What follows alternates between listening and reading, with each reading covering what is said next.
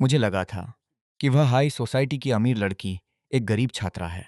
मैंने पूरे 3 साल तक उसे अपने पास रखने के लिए हर महीने 3000 युआन खर्च किए।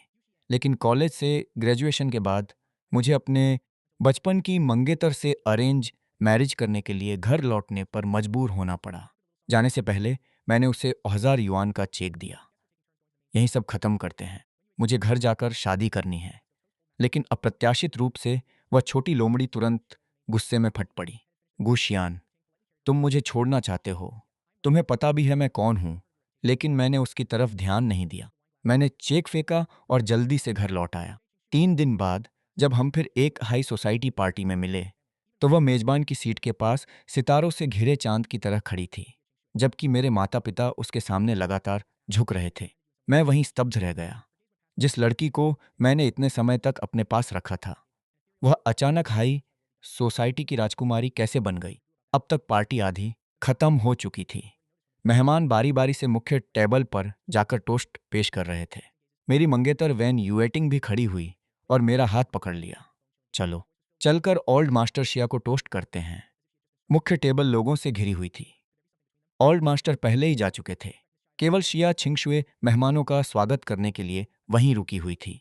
जैसे ही हमारे आगे वाले लोगों ने टोस्ट खत्म किया और चले गए, वैन यूएटिंग विनम्रता से वाइन ग्लास लेकर आगे बढ़ी। मिस शिया, मैं रोंगचिंग के वैन ग्रुप से वैन यूएटिंग हूँ। मैंने आपकी बहुत तारीफ सुनी है। मैं आपको टोस्ट देना चाहती हूँ। वैन यूएटिंग ने दोनों हाथों से ग्लास आगे बढ़ाया, लेकिन शिया छिंगशुए ने अपना ग्लास उठाने की कोई कोशिश नहीं की। आसपास खड़े लोग हैरान थे कि आखिर वैन परिवार ने इस महान युवती को नाराज कैसे कर दिया। यहां तक कि वैन यूएटिंग भी चौंक गई। मिस शिया, क्या हमारे वैन परिवार ने आपको किसी तरह नाराज किया है? लेकिन शिया छिंगशुए अचानक खड़ी हो गई। उसकी निगाह वैन यूएटिंग को पार करती हुई पीछे खड़े आदमी पर जाकर रुकी। उसकी आवाज में हल्की भावनात्मक लहर थी। यह सवाल आपको मिस्टर गू से पूछना चाहिए। तुरंत सबकी निगाहें मेरी तरफ मुड़ गईं। बहुत लोगों ने शुरुआत से ही नोटिस कर लिया था कि सूट पहने यह आदमी किसी फिल्म स्टार जैसा दिखता है। उसका चेहरा बेहद आकर्षक था। गिनती रहित निगाहें मुझ पर टिक गईं। मैं पहले से ही उम्मीद कर रहा था कि यह औरत यहीं मुझे मुश्किल में डालेगी। वैन यूएटिंग मुड़ी और बर्फ जैसी ठंडी नजर से मुझे देखते हुए बोली, गुशियान, जल्दी बताओ क्या चल रहा है। मैं हल्का मुस्कुराया। मुझे उम्मीद नहीं थी कि मिस शिया इतनी छोटी बात का इतना लंबा गुस्सा रखेंगी। 3 साल पहले गलती से मैंने उनकी पसंदीदा कार पर खरोंच लगा दी थी। उस समय मैं उनकी असली पहचान नहीं जानता था, इसलिए बस 1000 युआन छोड़कर चला गया। मुझे नहीं लगा था कि मिस शिया इसे आज तक याद रखेंगी। कोने में धकेले जाने के बाद मुझे झूठ बोलना पड़ा। क्या मैं सबके सामने कह देता कि मैंने 3 साल तक उसके साथ रिश्ता रखा और कुछ दिन पहले उसे छोड़ दिया? यह सुनकर सबको समझ आ गया। वेन यूएटिंग ने भी राहत की सांस ली। फिर उसने ठंडी आवाज में कहा, मिस शिया की कार निश्चित ही बहुत महंगी होगी। तुम्हारे 1000 युआन तो उनका अपमान है। जल्दी माफी मांगो। भीड़ में मौजूद लोग आह भरने लगे। सबको लगा कि घरजमाई की कोई इज्जत नहीं होती, लेकिन मुझे कोई फर्क नहीं पड़ा। मैंने ग्लास उठाया और शिया छिंगशुए की तरफ बढ़ा। 3 साल पहले मुझसे गलती हुई। आज मैं औपचारिक रूप से आपसे माफी मांगता हूं। उम्मीद है आप इसे दिल पर नहीं लेंगी। शिया छिंगशुए मुस्कुराई। मिस्टर गू, क्या आपको लगता है कि सिर्फ एक ग्लास वाइन से मेरे 3 साल के गुस्से का हिसाब खत्म हो जाएगा? मैंने पछतावे का अभिनय करते हुए पूछा। तो मिस शिया को मनाने के लिए क्या करना होगा? उसने टेबल से सफेद शराब की एक बंद बोतल उठाई। एक ग्लास नहीं, पूरी बोतल। आसपास मौजूद लोग मन ही मन दंग रह गए। सिर्फ एक कार की खरोंच के लिए 3 साल तक गुस्सा। सबने तय कर लिया कि भविष्य में इस युवती को कभी नाराज नहीं करेंगे। मिस्टर गू, कृपया। मैं मुस्कुराया। अचानक मुझे लगा कि इस दुर्भाग्यपूर्ण 3 साल के रिश्ते को एक बोतल शराब से खत्म करना कोई बुरा सौदा नहीं है। मैं तेजी से आगे बढ़ा और एक ग्लास उठा लिया। मिस शिया, आपको अपना वादा निभाना होगा। यह शराब खत्म करने के बाद हमारे बीच का हिसाब बराबर हो जाएगा और आपको वैन ग्रुप के प्रति अपना पूर्वाग्रह भी छोड़ना होगा। शिया छिंगशुए मुस्कुराकर सिर हिलाने लगी। बिल्कुल। उसकी आवाज में हल्की खुशी झलक रही थी। मैंने अभी ग्लास उठाया ही था कि पास खड़े किसी व्यक्ति ने धीरे से कहा, यह मिस्टर गू वाकई बहुत उदार हैं। वह वेन ग्रुप के लिए इतना सब कर रहे हैं, लेकिन उनकी पत्नी वहां ऐसे खड़ी है जैसे उसका इससे कोई लेना देना ही नहीं। उससे अपने पति की रक्षा करना तक नहीं आता। ये शब्द साफ तौर पर वैन यूएटिंग के कानों तक पहुंचे। उसका चेहरा बेहद बदसूरत हो गया, कभी सफ़ेद पड़ जाता तो कभी शर्म से लाल हो उठता। आखिरकार उसे बोलना पड़ा, वह मेरे पति हैं, मैं उनके साथ पीऊंगी। मुझे लगा था कि शिया छिंगशुए मना कर देगी, लेकिन अप्रत्याशित रूप से उसने लापरवाही से कहा, मिस वेन सचमुच एक अच्छी पत्नी है, पीजिए। वैन यूएटिंग मुश्किल में पड़ गई। उसने खुद को संभाला और एक ही सांस में सफ़ेद शराब का ग्लास खाली कर दिया। जैसे ही उसने ग्लास खत्म किया, उसका शरीर लड़खड़ाने लगा। ऐसा लग रहा था कि वह किसी भी पल गिर जाएगी। मैं किसी से बेहतर जानता था कि उसकी शराब सहने की क्षमता बहुत कम थी। अभी 8 ग्लास बाकी हैं, मुझे पीने दो। यह कहने के बाद मैंने टेबल पर रखे ग्लास एक एक करके पीने शुरू कर दिए। जल्द ही सिर्फ आखिरी ग्लास बचा। आसपास मौजूद लोग पूरी तरह स्तब्ध थे। शराब पीने वाले आदमी दुर्लभ नहीं होते, लेकिन इतनी खूबसूरती और आकर्षण के साथ पीना सचमुच अनोखी बात थी। यहाँ तक कि शराब पीते समय भी मेरी मुद्रा बेहद शांत और संतुलित थी। मेरे भीतर से एक स्वाभाविक आलसी आकर्षण झलक रहा था। जब मैंने आखिरी ग्लास नीचे रखा, तो आसपास के लोग अचानक तालियां बजाने लगे। इस बीच मेरे चेहरे के भाव बिल्कुल नहीं बदले थे। सिर्फ मेरे गालों पर हल्की गुलाबी आभा थी, जिसने मुझे और भी आकर्षक बना दिया था। शराब खत्म हो गई। मिस शिया, अब आपको गुस्सा नहीं होना चाहिए, है ना? मेरे शब्दों में स्वाभाविक रूप से छिपा हुआ अर्थ था। शिया छिंगशुए का चेहरा अचानक पहले से भी ज्यादा ठंडा हो गया। काफी देर बाद उसने हल्के से अपने लाल होंठ खोले। मिस्टर गू और मिस वेन सचमुच एक दूसरे से बहुत प्यार करते हैं। इतना कहकर वह मुड़ी और वापस बैठ गई, जैसे उसकी सारी दिलचस्पी खत्म हो चुकी हो। बाकी लोग भी जल्दी जल्दी आगे बढ़कर टोस्ट देने लगे। यह छोटा सा मामला यहीं खत्म मान लिया गया। मैंने वैन यूएटिंग को सहारा देकर वहां से हटाया और हम अपनी सीटों पर लौट आए। वैन यूएटिंग बहुत असहज महसूस कर रही थी। उसका पेट बुरी तरह मचल रहा था। उसे उल्टी आने वाली थी। वह मुश्किल से उठी और कमजोर आवाज में बोली, मैं थोड़ी देर के लिए वॉशरूम जा रही हूं। मैं वहीं बैठा खोया हुआ था। मेरी नजर अनजाने में मुख्य टेबल की तरफ चली गई। इसी बीच अचानक मुझे सीने पर ठंडा एहसास हुआ। किसी ने मुझ पर पूरा रेड वाइन का ग्लास उड़ेल दिया था। फिर गुहाओमिंग की नकली माफी सुनाई दी। ओह सॉरी भाई, मैं टोस्ट देने जा रहा था। पास से गुजरते समय गलती से कालीन में पैर अटक गया। मैंने ऊपर देखा। मेरी आंखों में गुस्से की चमक थी। गुहामिंग ने यह जानबूझकर किया था। पहले उसने देखा था कि मुख्य टेबल पर मुझे काफी ध्यान मिल रहा था। सब लोग मेरी तारीफ कर रहे थे, इसलिए वह सिर्फ मुझे शर्मिंदा करना चाहता था। बात खत्म करने के बाद गुहामिंग मेरी तरफ मुड़ा। माँ, अब क्या करूं? मैंने गलती से बड़े भाई की शर्ट गंदी कर दी। छिन हुईलान ने ठंडी नजर से मेरी तरफ देखा। तुम्हारे भाई ने बचपन से ही तुमसे बहुत कुछ छीन लिया है। सिर्फ कपड़ों का एक सेट है। वह तुमसे नाराज नहीं होगा। इतना कहने के बाद वह गु हॉमिंग को लेकर चली गई। जाते जाते गु हॉमिंग ने पीछे मुड़कर मुझे विजयी और उकसाने वाली मुस्कान दी। छिन हुईलान की जाती हुई पीठ को देखते हुए मेरे दिल में फिर भी दर्द उठा। अचानक मुझे 3 साल पहले की बात याद आ गई। डीएनए टेस्ट की रिपोर्ट आने वाली रात छिन हुईलान ने मुझे 2 जोरदार थप्पड़ मारे थे। तो तू उसी औरत का बेटा है। मैंने अपने दुश्मन के बेटे को खजाने की तरह पाल पोसकर बड़ा किया। तुझे तो मर जाना चाहिए। तू मर क्यों नहीं जाता?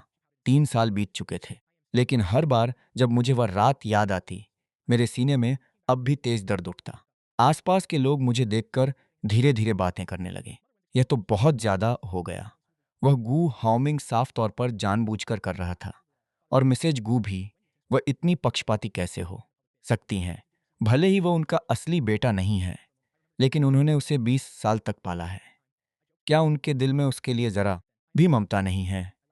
यह दृश्य देखने वाली कई युवतियां मेरी तरफ से नाराज महसूस कर रही थीं। वे मेरे आसपास इकट्ठा होकर मुझे दिलासा देने लगीं। मैंने हाथ हिलाकर कहा कि मैं ठीक हूं। उसी समय ओल्ड मास्टर शिया पास आए। इतनी सारी शराब तुम पर गिर गई है, तुम इसे खुद साफ नहीं कर सकते। वॉनलिंग, जल्दी से मिस्टर गू को नए कपड़े दिलवाओ। मिस्टर गू, कृपया मेरे साथ ऊपर चलिए। मैं आपके लिए कपड़ों का नया सेट ढूंढ देती हूँ। मैंने ऊपर देखा। जो लड़की अभी बोल रही थी वह शिया परिवार की दूसरी बेटी शिया वानलिंग थी। मैंने आगे मना नहीं किया। तो फिर आपको तकलीफ होगी। Second miss. मैं शिया वानलिंग के पीछे से साइड एलिवेटर तक गया और ऊपर पहुंच गया। फिर हम एक लंबे घुमावदार कॉरिडोर से होकर गुजरे। कॉरिडोर के एक हिस्से से नीचे पहली मंजिल का पूरा बैंक्वेट हॉल साफ दिखाई दे रहा था। जब मैंने मुख्य टेबल की तरफ देखा तो पाया कि शिया छिंगशुए वहां नहीं थी। बहुत जल्दी शिया वानलिंग ने एक दरवाजा खोला। मिस्टर गु, कृपया थोड़ी देर यहाँ इंतजार कीजिए, मैं आपके लिए कपड़े लेकर आती हूँ। मैंने हल्का सिर हिलाया और कमरे में चला गया। कुछ ही देर बाद शिया वानलिंग वापस आई। उसके हाथों में बिल्कुल नई सफ़ेद शर्ट और पैंट थी। मुझे नहीं पता यह साइज आपको फिट होगा या नहीं। मैंने जवाब दिया, कोई बात नहीं, बहुत धन्यवाद। शिया वानलिंग मुस्कुराई। तो मैं अब चलती हूँ, कपड़े बदलने के बाद नीचे आ जाइएगा। इतना कहकर वह खुशी खुशी बाहर चली गई और जाते समय दरवाज़ा बंद करना भी नहीं भूली। मैं सोफे की तरफ गया और कपड़े उतारने लगा। लेकिन मैं अभी आधा ही कपड़े बदल पाया था कि अचानक दरवाजे की आवाज़ सुनाई दी। दरवाज़ा बिना किसी चेतावनी के खुल गया। मैंने सहज रूप से सिर घुमाया और एक महिला की बर्फ जैसी सुंदर आंखों से नजरें टकरा गईं। शिया छिंगशुए ने मुझे अपने सामने कपड़े बदलते हुए देख लिया था। उसकी आंखों में भी हल्की हैरानी चमकी। वह अपने लंबे कदमों से कमरे में आई और तेजी से दरवाज़ा बंद कर दिया। जब मैंने साफ देखा कि अंदर आने वाली कौन है तो मैं थोड़ा सहज हो गया। मिस शिया। शिया छिंगशुए ने मुझे घूरते हुए पूछा, तुम यहाँ क्यों हो? मैंने समझाया, मेरी शर्ट पर रेड वाइन गिर गई थी, इसलिए कपड़े बदलने आया हूँ। शिया छिंगशुए ने मेरी तरफ देखा। क्या तुम्हें पता नहीं यह मेरा कमरा है? मैं थोड़ा चौंक गया। मुझे सच में नहीं पता था। मिस वानलिंग ने यह नहीं बताया। उन्होंने सिर्फ इतना कहा कि यह कमरा पूरे साल खाली रहता है। शिया छिंगशुए ने हल्का भौं उठाई। वह गलत भी नहीं थी। पिछले 3 सालों से मैं स्टार रिवर विला में रह रही हूँ। जैसे ही स्टार रिवर विला का नाम आया, कमरे का माहौल अचानक अजीब सा हो गया। अनजाने में मेरे दिमाग में हम दोनों की यादें तैरने लगीं। उस विला में बिताया गया हर छोटा पल। मेरे गालों की हल्की लालिमा देखकर उसका मूड शायद थोड़ा बेहतर हो गया। पहले कपड़े बदल लो, बाकी बातें बाद में करेंगे। तभी मुझे एहसास हुआ कि मैं अब भी आधा नंगा खड़ा था। मिस शिया ने शायद यह कहावत नहीं सुनी, अनुचित चीजों को नहीं देखना चाहिए। शिया छिंगशुए चलकर सोफे पर बैठ गई जहां मैंने अपने कपड़े रखे थे। उसकी निगाहें अब और भी बेपरवाह और साहसी हो गई थीं। यह औरत जो अभी मुझे छेड़ रही थी, यही उसकी असली शक्ल थी। वही औरत जिसे मैंने पिछले 3 सालों तक अपने पास रखा था। हम दोनों को याद भी नहीं था कि हम कितनी बार एक दूसरे के साथ सो चुके थे। हमने एक दूसरे को अनगिनत बार हर रूप में देखा था। मैंने शांत भाव से हाथ में पकड़े पुराने कपड़े नीचे रखे और सोफे पर पड़े नए कपड़े उठाकर बदलने लगा। उसी पल मेरा परफेक्ट शरीर, जिसमें साफ उभरे हुए एब्स थे, पूरी तरह उसके सामने उजागर हो गया। शायद छिंगशुए की आंखों की पुतलियां अचानक सिकुड़ गईं। यादें लगातार उसके दिमाग में उमड़ने लगीं। आखिरकार उसने अपनी पतली बाहें बढ़ाईं और कसकर मेरी कमर पकड़ ली।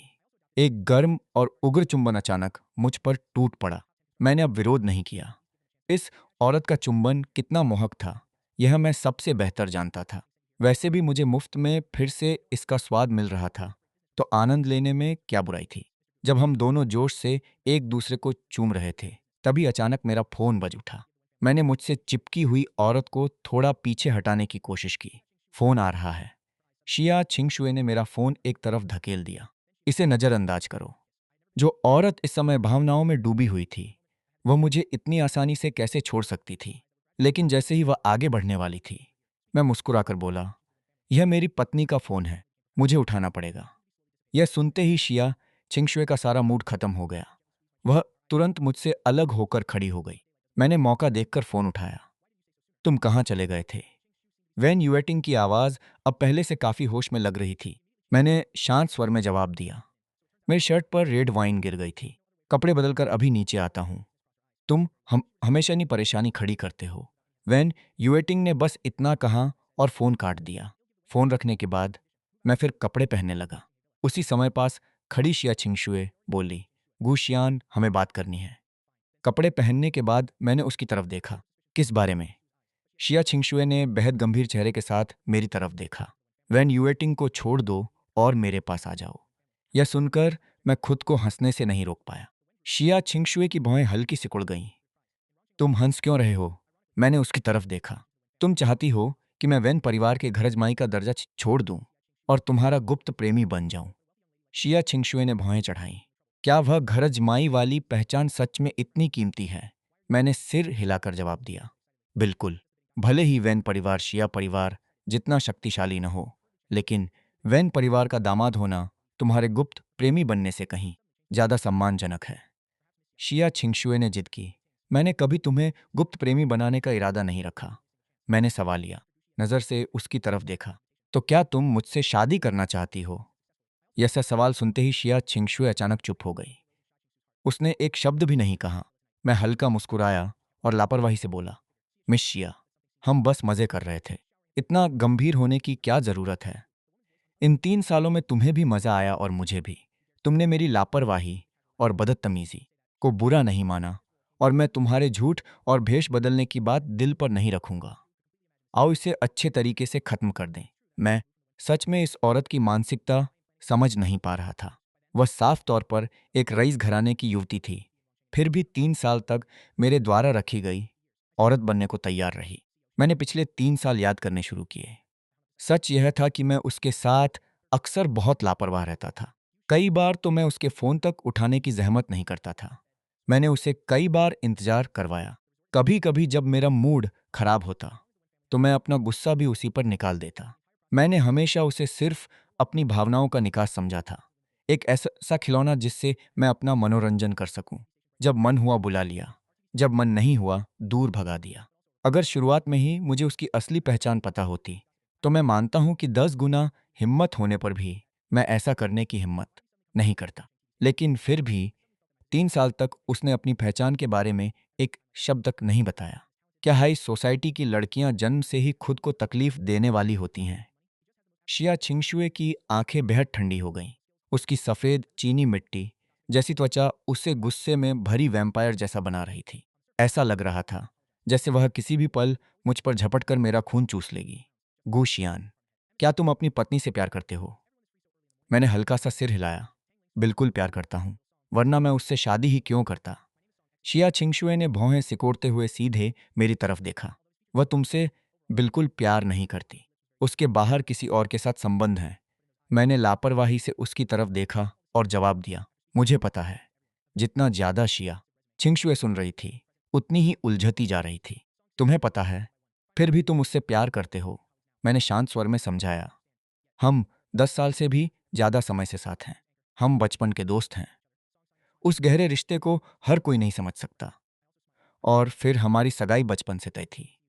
अगर उस साल वह घटना न हुई होती तो मुझे घर अजमाई क्यों बनना पड़ता? इसके अलावा वैन परिवार के सभी लोग मेरे साथ बहुत अच्छा व्यवहार करते हैं, इसलिए घर अजमाई होना मेरे लिए कोई समस्या नहीं है।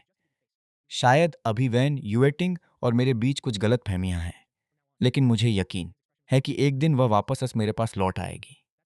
सच तो यह था कि मैं बहुत पहले ही वैन युएटिंग के लिए अपने सारे भाव खो चुका था, लेकिन मुझे लगा कि यह बात कहने से शायद यह हाई सोसाइटी की युवती आखिरकार मेरा पीछा छोड़ देगी। शिया छिंगशुए ने बेहद गुस्से से मेरी तरफ देखा। तो इसलिए तुमने मेरे साथ संबंध रखे? क्या मैं तुम्हारे लिए सिर्फ अपनी पत्नी से बदला लेने का एक साधन थी? मैं कुछ पल चुप रहा, फिर ईमानदारी से जवाब दिया, हाँ। यह कहने के बाद मैंने एक और सफाई दी, लेकिन उस समय मुझे तुम्हारी असली पहचान नहीं पता। अगर पता होता तो मैं कभी तुम्हें छूने की हिम्मत नहीं करता।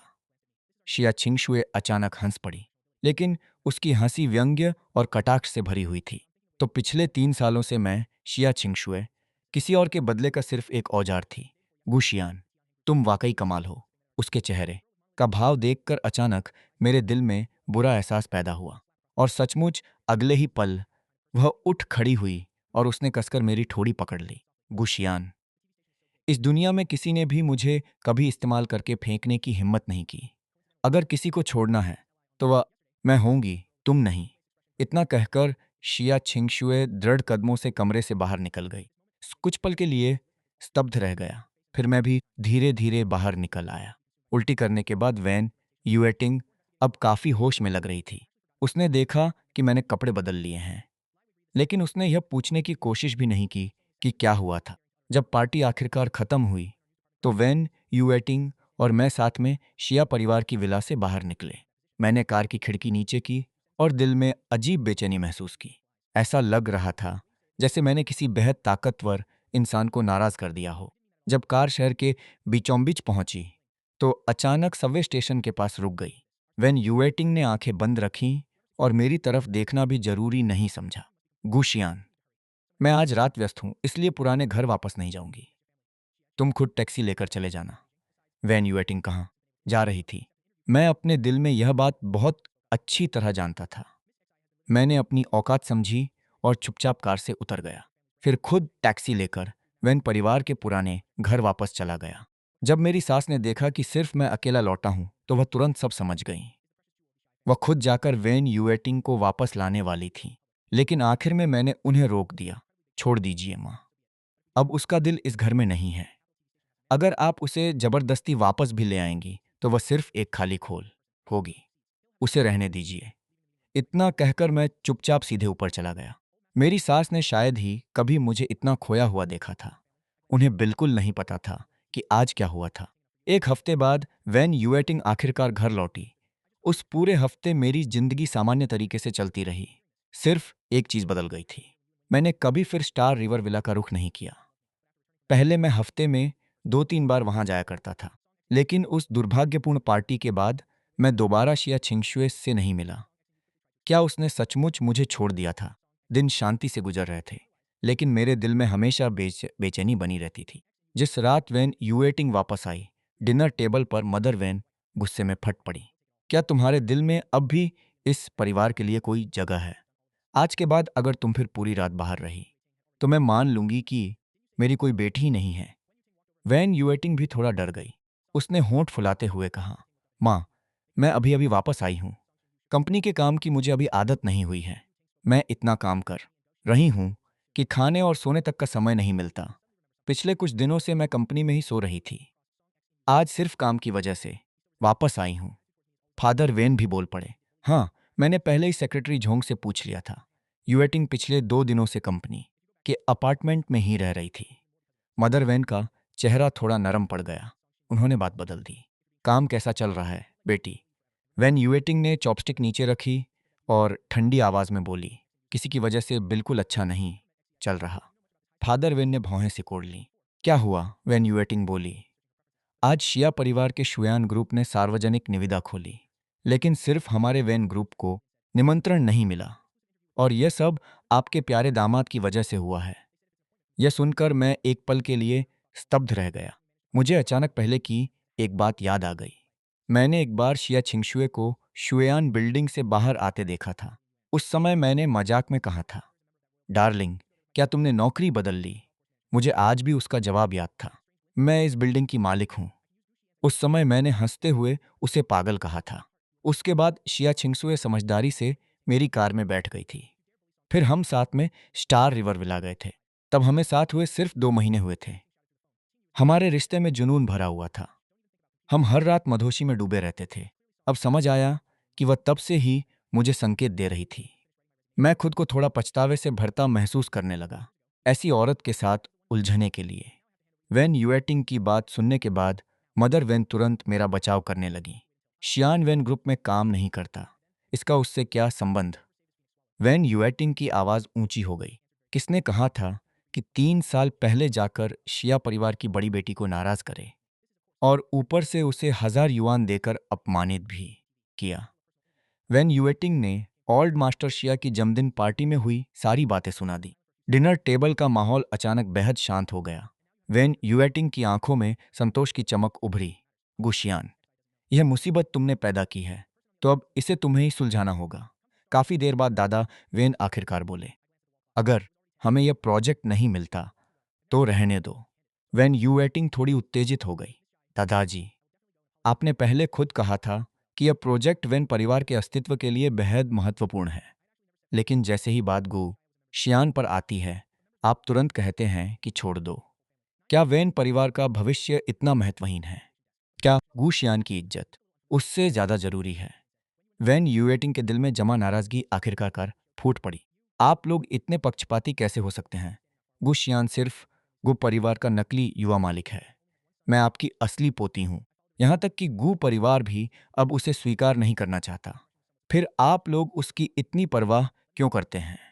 बूढ़े आदमी की आवाज बेहद निराश लग रही थी। मुझे फर्क नहीं पड़ता कि शियाओआन की पहचान के क्या है। मैं सिर्फ इतना जानता हूं कि जब वो पैदा हुआ था तो उसे सबसे पहले मैंने गोद में लिया था। हमारे वेन परिवार ने उसे दिन ब दिन बड़ा होते देखा है। गू परिवार पुराने झगड़ों की वजह से उससे नफरत करता है, लेकिन हमारा वेन परिवार उन बातों की परवाह नहीं करता। तुम्हें समझना चाहिए, पिछली पीढ़ी की दुश्मनी का शियाओआन से कोई संबंध नहीं है। वह बच्चा शुरू से अंत तक सिर्फ एक पीड़ित था। अगर तुम्हें उसके लिए दुख नहीं होता तो अलग बात है, लेकिन क्या तुम भी दूसरों की तरह उसे कुचलना चाहती हो? वेन यूएटिंग कुछ देर तक सुनती रही, फिर अचानक खड़ी हुई और डाइनिंग टेबल छोड़कर चली गई। उसके दिल में बेहद अन्याय की भावना थी। वेन परिवार मेरे साथ बहुत अच्छा व्यवहार करता था। जिस दिन से मेरे साथ गू परिवार में समस्या हुई थी, वेन परिवार हर समय मेरी रक्षा करता रहा था। यहां तक कि उन्होंने मुझसे शादी भी सिर्फ इसलिए करवाई थी ताकि मुझे रहने के लिए एक घर मिल सके। जब वेन यूएटिंग गुस्से में चली गई और उसी समय मैं नीचे खाने के लिए आ रहा था, तो मैंने दादा वेन की तरफ देखकर कहा, दादाजी, कल मैं कुछ उपहार लेकर शुयान ग्रुप जाऊंगा और मिस शिया से माफी मांगूंगा। मैं निश्चित रूप से हमारे परिवार के लिए निविदा की योग्यता वापस लेकर आऊंगा। वैन यूएटिंग ने ठंडी हंसी उड़ाई। ठीक है, तो मैं कल शुयान की निविदा फाइल का इंतजार करूंगी। मुझे निराश मत करना। वैन यूएटिंग को बिल्कुल विश्वास नहीं था कि मैं सफल हो पाऊंगा, क्योंकि वह शिया परिवार की बड़ी बेटी की संकीर्णता और बदले की भावना को पहले ही देख चुकी थी। अगर माफी से काम हो जाता तो वह यह बात कहती ही नहीं। असल में पिछले कुछ दिनों में वैन यूएटिंग खुद कई बार वहां गई थी, लेकिन शिया छिंगशुए ने उससे मिलने से पूरी तरह इनकार कर दिया था। पिछली बार तो उसने सिक्योरिटी से उसे बाहर निकलवा दिया था, जिससे उसे बेहद शर्मिंदगी झेलनी पड़ी, और यह सब गुशियान की वजह से हुआ था। इसलिए वह चाहती थी कि मैं भी सबके सामने सिक्योरिटी द्वारा बाहर निकाले जाने का स्वाद चखूं। अगली सुबह मैं खुद गाड़ी चलाकर शुयान बिल्डिंग पहुंचा। मैंने कार आउटडोर पार्किंग में खड़ी की। ऊपर देखा तो आसमान छूती इमारत पर सुनहरे अक्षरों में चमकता शुएयान दिखाई दे रहा था। शुएयान बिल्डिंग को बने अभी 3 साल भी नहीं हुए थे, लेकिन वह पहले ही रोंगचिंग की पहचान बन चुकी थी।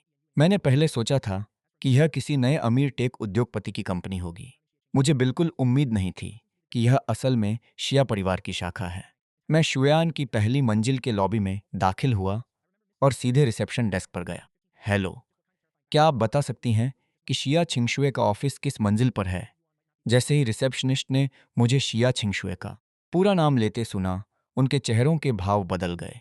नुकीली ठुड्डी वाली सबसे लंबी लड़की ने तिरस्कार से कहा, आप हमारे सीईओ का नाम इतनी आसानी से लेने की हिम्मत कैसे कर सकते हैं?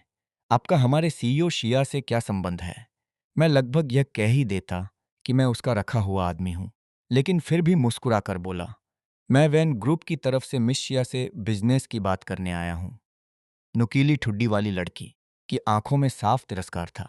वैन परिवार वाकई निर्दयी है। अब वे हनी ट्रैप इस्तेमाल करने वाले हैं क्या? दुर्भाग्य से हमारे सीईओ शिया पहले ही आदेश दे चुके हैं। वैन परिवार का कोई भी व्यक्ति इस दरवाजे से अंदर नहीं आएगा। इतना कहकर उसने सिक्योरिटी बुलाने के लिए हाथ उठाया।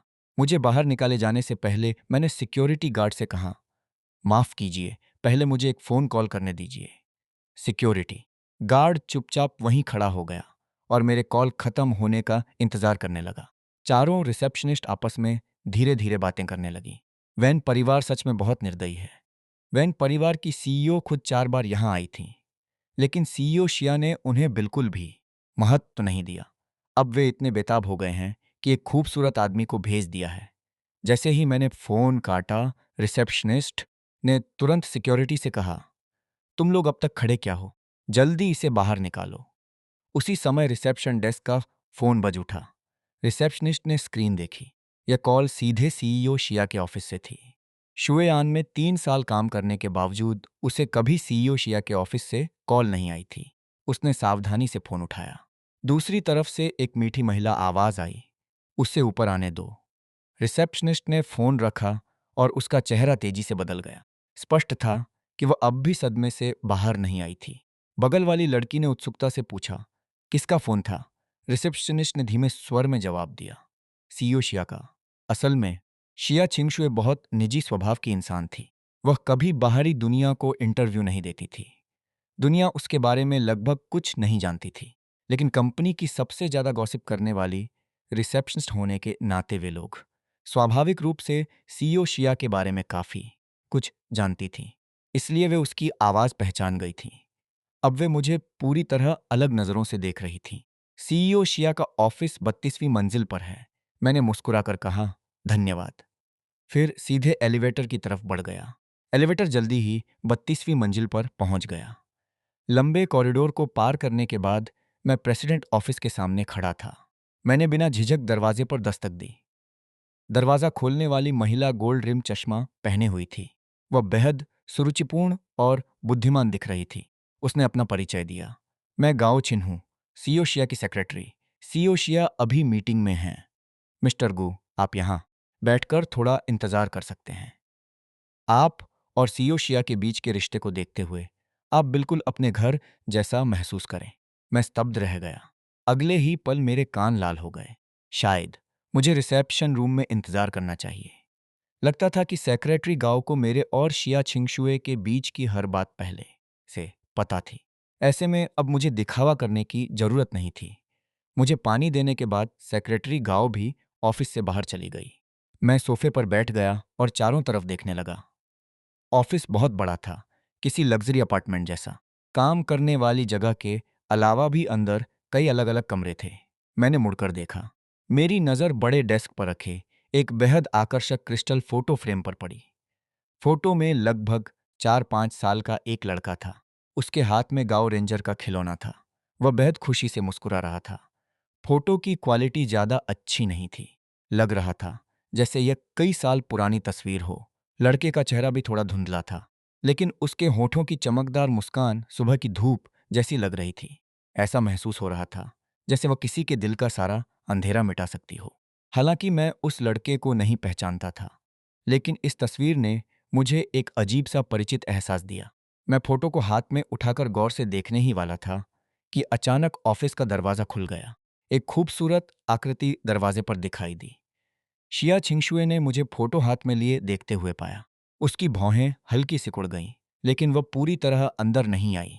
ऐसा लग रहा था जैसे वह इंतजार कर रही हो कि मैं क्या पूछूंगा। मैं मुस्कुराया और हाथ में पकड़ी फोटो हल्के से उठाई। फिर सहजता से पूछा, क्या यह तुम्हारा बेटा है? शिया छिंगशुए की भौहें और ज्यादा सिकुड़ गईं। वह मेरे पास आई और बिना कुछ बोले फोटो छीनकर वापस अपनी जगह रख दी।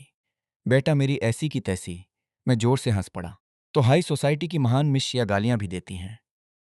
लेकिन उसकी यह बात सुनकर मुझे उसके और करीब महसूस हुआ, क्योंकि पहले जब हम बात करते थे तो हमारा व्यवहार हमेशा इतना ही स्वाभाविक और खुला हुआ होता था। शिया छिंगशुए की आंखों में फिर वही ठंडापन लौट आया। मुझसे मिलने क्यों आए हो? उसकी आवाज में साफ दूरी और उदासीनता थी। पिछले 3 सालों में मैंने उसे कभी इतना ठंडा नहीं देखा था। मेरी यादों में वह हमेशा गर्मजोशी से भरी, चिपकू और बेहद नखरे करने वाली लड़की थी। लेकिन इस समय मेरे सामने खड़ी औरत सिर से पांव तक बर्फ जैसी ठंडी थी। सिर्फ कुछ दिनों में किसी इंसान का आभामंडल इतना कैसे बदल सकता है? तो असली शिया छिंगशुए कौन थी? पिछले 3 सालों वाली, या अभी मेरे सामने खड़ी यह औरत? मैंने भी गंभीर लहजा अपनाया। हमारे बीच जो भी हुआ उसमें वैन परिवार को मत घसीटो। वे देश की टॉप 10 निर्माण कंपनियों में से एक हैं। कम से कम उन्हें बोली लगाने का मौका तो दो। शिया छिंगशुए अपनी ऑफिस चेयर पर बैठ गई। उसने लापरवाही से डेस्क पर पड़ी फाइल उठा ली। उसकी आवाज अब भी उतनी ही ठंडी थी। तो वैन यूएटिंग ने तुम्हें यहां भेजा है। मैंने सिर हिलाकर जवाब दिया, मैं खुद अपनी इच्छा से आया हूं। मुझे पता है कि मैंने तुम्हें नाराज किया है, लेकिन मेरा मानना है कि तुम ऐसी इंसान हो जो निजी और व्यावसायिक मामलों को अलग रख सकती हो। उसके ठंडे और गोरे चेहरे पर हल्की मुस्कान उभरी। मिस्टर गु, मुझे खुश करने की कोशिश मत करो। जिस चीज में मैं सबसे अच्छी हूं वह है निजी भावनाओं को काम में घसीटना। मेरी आंखों में बेबसी उभरी। तो फिर क्या करने पर तुम वैन परिवार को मौका दोगी? शिया छिंगशुए ने धीरे से अपने बगल की खाली जगह थपथपाई। इधर आओ। मैं उसकी तरफ चला गया और स्वाभाविक रूप से उसके पास बैठ गया। अगले ही पल शिया छिंगशुए अचानक मुड़कर मेरी गोद में बैठ गई। उसकी आंखें धीरे धीरे गहरी होने लगीं। अनगिनत रातों में पहले भी हम अक्सर ऐसे ही शुरू हुआ करते थे। औरत ने धीमे से हंसते हुए मेरी ठोड़ी उठाई और तुरंत मुझे एक गहरा चुंबन दे दिया। पहले मैं कभी इतना आज्ञाकारी नहीं रहा था। हमेशा वही होती थी जो मुझे खुश करने की कोशिश करती थी। लेकिन आज पहली बार मेरे भीतर उसे मनाने की इच्छा पैदा हुई। शिया छिंगशुए स्पष्ट रूप से इस पल में डूबती जा रही थी। उसकी धुंधली होती आंखों को देखते हुए मैं उसके मुलायम होठों से थोड़ा हट गया और उसके कान के पास झुककर मोहक आवाज में बोला, वैन परिवार को बोली लगाने का निमंत्रण भेज दो। ठीक है। शिया छिंगशुए की नजर अचानक गहरी हो गई। उसकी आंखों की धुंध जैसे धीरे धीरे गायब हो रही थी। हम इतने समय से एक दूसरे को चूम रहे थे और फिर भी मेरे दिमाग में सिर्फ यही गणना चल रही थी। उसने धीरे से मेरी ठोड़ी दबाई। हमारी आंखें एक दूसरे से मिलीं। उसकी खूबसूरत आंखें इस समय बेहद साफ थीं। हनी ट्रैप और दिन दहाड़े का यह नाटक मुझ पर काम नहीं करता। मैंने उसकी तरफ देखा। अगर काम नहीं करता था तो पहले क्यों नहीं बताया? मुझे बेकार में इतना अभिनय करना पड़ा। शिया छिंगशुए अपने सीने में उठते, गुस्से को दबाती हुई लग रही थी। यह आदमी सचमुच बेहद निर्दयी था। जैसे ही उसे लगा कि वह अब किसी काम की नहीं रही, उसने तुरंत अपना रवैया बदल लिया। अभी कुछ देर पहले वह लगभग मान ही गई थी, तो इसका मतलब था कि मैं सिर्फ अभिनय कर रहा था। मैंने फिर पूछा, क्या सच में इस मामले का कोई दूसरा रास्ता नहीं है? शिया छिंगशुए मुझे घूरती रही। उसकी आंखों में बेबसी की झलक उभरी। वह अच्छी तरह जानती थी, अगर वह अभी ना कह दे तो यह आदमी बिना एक पल रुके मुड़कर चला जाएगा, क्योंकि उसके पास मेरे लिए सिर्फ इतनी ही धैर्य बची थी। यह सोचकर शिया छिंगशुए बोली, मेरी एक शर्त मान लो, फिर मैं वैन परिवार को मौका दूंगी। क्या शर्त? वैन परिवार का घर छोड़ दो और स्टार रिवर विला में वापस आ जाओ। स्टार रिवर विला असल में मेरा ही था, लेकिन कुछ दिन पहले ब्रेकअप के दिन मैं उसे पहले ही शिया छिंगशुए को दे चुका था। मैंने बिना किसी झिझक के तुरंत सिर हिला दिया। ठीक है, अब वैन परिवार को बोली का निमंत्रण भेज दो। मुझे इतनी आसानी से मानते देखकर शिया छिंगशुए की आंखों में शक की झलक आई, लेकिन फिलहाल उसके पास इसकी पुष्टि करने का कोई तरीका नहीं था। फिर भी चूंकि मैं मान गया था, उसने भी अपना वादा निभाया और वेन परिवार को बोली का निमंत्रण भेज दिया। उधर वेन यूएटिंग कंपनी में मीटिंग में व्यस्त थी। वैन परिवार के 10 से ज्यादा मौजूदा प्रोजेक्ट्स में से आधे घाटे में चल रहे थे। कुछ प्रोजेक्ट्स में तो भारी नुकसान हो चुका था। अगर वे इस रिसॉर्ट प्रोजेक्ट को नहीं जीत पाए तो वैन ग्रुप सचमुच संकट में पड़ सकता था। लेकिन देश भर की हजारों कंपनियां इस बड़े प्रोजेक्ट पर नजर गड़ाए बैठी थीं। सिर्फ रोंगचिंग में ही सैकड़ों प्रतियोगी मौजूद थे। विडंबना यह थी कि शुयान ने वैन परिवार को बोली का निमंत्रण ही नहीं भेजा था। इस प्रोजेक्ट को जीतना लगभग असंभव लग रहा था। पिछले कुछ दिनों से वे लोग सुबह से लेकर देर रात तक लगातार मीटिंग कर रहे थे, सिर्फ यह सोचने के लिए कि शिया छिंगशुए का फैसला कैसे बदला जाए।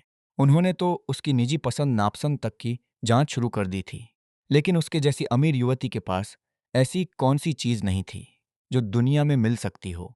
उसी समय जब वैन यूएटिंग बेहद परेशान बैठी थी, उसकी सेक्रेटरी अचानक लैपटॉप लेकर कमरे में दौड़ती हुई आई। सीईओ, सीईओ, वैन यूएटिंग ने भौएं सिकोड़ लीं। क्या हुआ? इतनी घबराहट क्यों? क्या तुम्हें दिखाई नहीं दे रहा कि हम मीटिंग में हैं? सेक्रेटरी उत्साह से बोली। शुएआन ने हमें बोली के दस्तावेज भेज दिए हैं। वैन यूएटिंग एक पल के लिए जड़ हो गई, फिर अचानक कुर्सी से खड़ी हो गई। सच में? मुझे दिखाओ। वह जल्दी से ईमेल देखने लगी। वह सचमुच शुएआन की तरफ से भेजा गया आधिकारिक निमंत्रण था। आखिरकार उसने राहत की सांस ली, लेकिन तुरंत उसके चेहरे पर उलझन उभर आई। शुयान ने अचानक अपना फैसला क्यों बदल दिया? तेज दिमाग वाली सेक्रेटरी ने तुरंत कहा, शायद सीईओ शिया आपकी ईमानदारी से प्रभावित हो गई हों। वेन यूएटिंग का चेहरा सोच में डूब गया। वह खुद 4 बार उनसे मिलने गई थी, लेकिन शुयान ने वेन परिवार को एक भी मौका नहीं दिया था। और आज जैसे ही गुशियान वहां गया, उसी दिन वेन परिवार को निमंत्रण मिल गया। क्या यह सिर्फ एक संयोग था? उधर यह देखकर कि निमंत्रण सफलतापूर्वक भेज दिया गया है, मैं भी उठकर जाने लगा। मैं बहुत तेजी से बाहर की तरफ बढ़ा, लेकिन जैसे ही मैं दरवाजे से निकलने वाला था, अचानक शिया छिंगशुए के दिल में अजीब बेचैनी उठी। उसने मेरी पीठ की तरफ देखते हुए आवाज लगाई, मैं आज रात स्टार रिवर विला में तुम्हारा इंतजार करूंगी। लेकिन मैंने उसकी बात पर बिल्कुल ध्यान नहीं दिया और सीधे आगे बढ़ता रहा। मेरी जल्दी जल्दी दूर जाती हुई पीठ को देखते हुए शिया छिंगशुए को अचानक लगा जैसे कुछ ठीक नहीं है। रात के 9 बजे थे। मैं अभी अभी पुराने घर में नहाकर बाहर निकला था कि तभी मुझे शिया छिंगशुए का फोन आया। फोन के दूसरी तरफ उसकी आवाज गुस्से को दबाती हुई लग रही थी। उसकी आवाज डरावनी ठंडक से भरी थी। गुशियान, तुमने मेरी बात की अनदेखी करने की हिम्मत की। लेकिन मैं हंसते हुए बेहद सहज स्वर में बोला, ओह, तुम ऐसा क्यों कह रही हो? फोन के दूसरी तरफ से शिया छिंगशुए की गुस्से भरी आवाज गूंज उठी, तुमने साफ कहा था कि तुम वैन परिवार का घर छोड़कर स्टार रिवर विला में आ जाओगे। मेरी शांत और आराम भरी आवाज सुनकर शिया छिंगशुए आसानी से कल्पना कर सकती थी कि इस समय मैं फोन हाथ में लिए आराम से मुस्कुरा रहा हूं। मैंने हंसते हुए जवाब दिया, यह सच है कि मैंने वैन परिवार का घर छोड़कर स्टार रिवर विला में आने के लिए हामी भरी थी। लेकिन मैंने यह कब कहा कि मैं तुरंत वहां शिफ्ट हो जाऊंगा? मैंने तय किया है कि 5 साल बाद वहां आऊंगा। 5 साल बाद? उसकी आवाज एकदम ऊंची हो गई।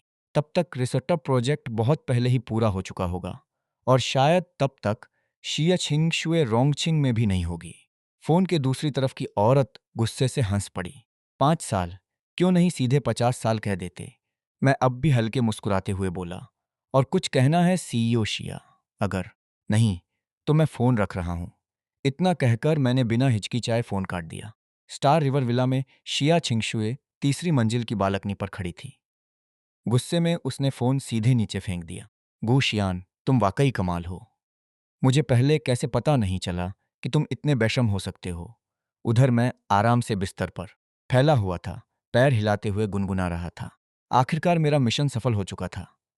रिसॉर्ट एक राष्ट्रीय विशेष परियोजना थी, इसलिए उसकी बोली प्रक्रिया सार्वजनिक रूप से होनी ही थी।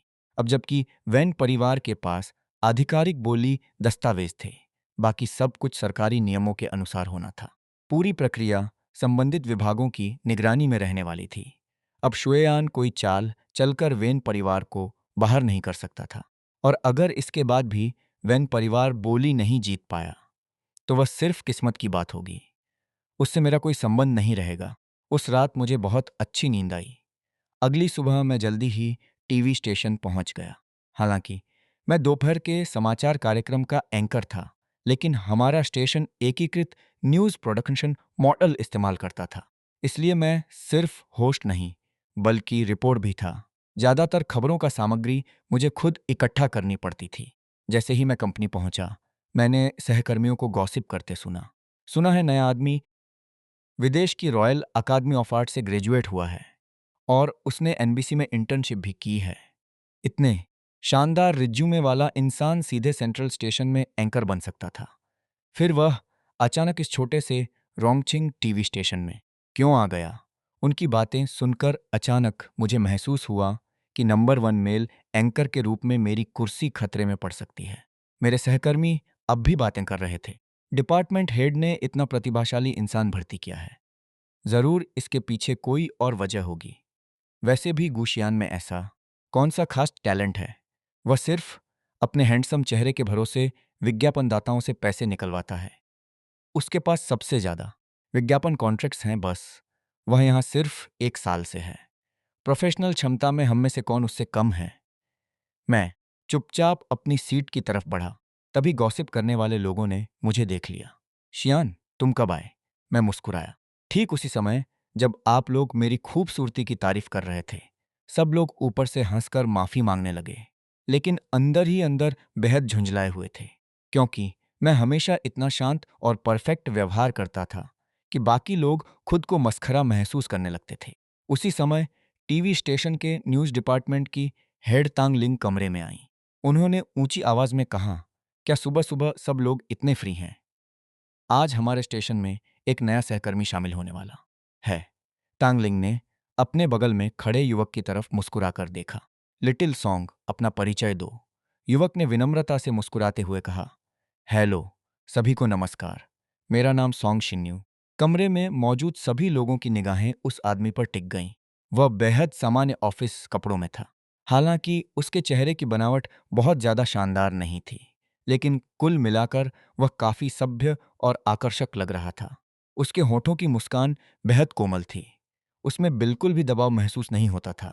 मेरी नज़र भी सॉन्ग शिन्यू पर पड़ी, लेकिन मेरी आंखों में सिर्फ ठंडापन था। मैं नया हूं, अभी अभी यहां आया हूं। उम्मीद करता हूं कि भविष्य में सभी सीनियर्स मेरा मार्गदर्शन करेंगे। इतना कहकर सॉन्ग शिन्यू ने सबको गहरा झुककर अभिवादन किया। इतने शानदार रिज्यूमे के बावजूद उसका रवैया बेहद विनम्र था। इसलिए कमरे में मौजूद लोग धीरे धीरे उसकी तरफ आकर्षित होने लगे। सॉन्ग शिन्यू एक एक करके सबसे हाथ मिलाने लगा। आखिर में वह मेरे सामने आकर रुका। शियान, अब हम सहकर्मी हैं। मैं यहाँ नया हूँ, इसलिए बहुत सी चीज़ें नहीं समझता। भविष्य में तुम्हें मेरा खास ध्यान रखना होगा। कमरे में मौजूद लोगों की आंखों में आश्चर्य की झलक उभरी। उसी समय मॉर्निंग न्यूज़ एंकर ली वेई ने पूछा, तुम दोनों एक दूसरे को जानते हो? सॉन्ग शिन्यू ने मुस्कुराकर सबकी तरफ देखा। शियान और मैं हाई स्कूल के सहपाठी थे। हम कभी बहुत अच्छे दोस्त हुआ करते थे। मैं भी मुस्कुराया। हाई स्कूल के सहपाठी? हाँ, लेकिन सबसे अच्छे दोस्त वाली बात मैं स्वीकार नहीं कर सकता। सॉन्ग शिन्यू का चेहरा तुरंत थोड़ा घबराया हुआ दिखने लगा। उसने सिर झुका लिया। हाँ, मैं तुम्हारा दोस्त कहलाने के लायक नहीं हूं। मैं गरीब परिवार से आता हूं। शायद यह सिर्फ मेरी अपनी गलतफहमी थी। कमरे का माहौल तुरंत शांत हो गया। सॉन्ग शिन्यू का सहनशील और दुखी दिखने वाला चेहरा देखकर वहां मौजूद अनजान लोग भी उसके लिए सहानुभूति महसूस करने लगे। जैसा उम्मीद थी, ली वेई तुरंत उसके पास चली गई। गुशियान, तुम इतने घमंडी क्यों हो? यह सॉन्ग शिन्यू है, विदेश में पढ़ा हुआ जीनियस। वह तुम्हें दोस्त कह रहा है। यह तुम्हारे लिए सम्मान की बात है। तुम्हें सच में समझ नहीं है कि अच्छा क्या होता है। इतना कहकर लीवेई ने सॉन्ग शिन्यू का हाथ पकड़ लिया। उसे नजरअंदाज करो। वह हमारे स्टेशन का सबसे नापसंद इंसान है। अब से हम सब तुम्हारे दोस्त हैं। तांग लिंग का चेहरा भी थोड़ा असहज हो गया। सॉन्ग शिन्यू, पहले लीवेई के साथ जाकर सब जगह देख लो। और हाँ, सुबह 9 बजे विभाग की मीटिंग है। मैंने सॉन्ग शिन्यू को लोगों के बीच घिरा हुआ जाते देखा। मेरे दिल में हल्की लहर उठी, लेकिन जल्दी ही सब सामान्य हो गया।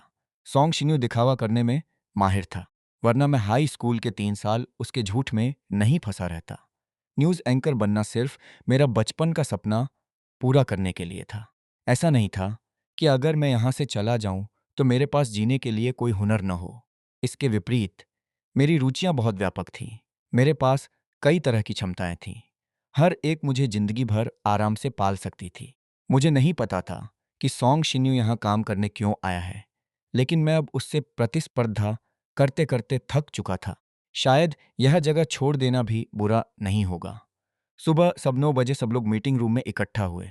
मैं सिर्फ होस्ट नहीं था, बल्कि न्यूज़ रिपोर्टर भी था। तांग लिंग ने बोलना शुरू किया। भाई फैन 1 हफ्ते में अपना हैंडओवर पूरा करके टीवी स्टेशन छोड़ देंगे। इसलिए अगले 1 हफ्ते के भीतर हमें प्राइम टाइम एंकर का फैसला करना होगा। तभी लीवेई बोली, डायरेक्टर, मुझे लगता है कि सॉन्ग शिन्यू इस पद के लिए सबसे उपयुक्त है। मैंने अभी अभी बीएनसी में उसके काम की रिकॉर्डिंग देखी है।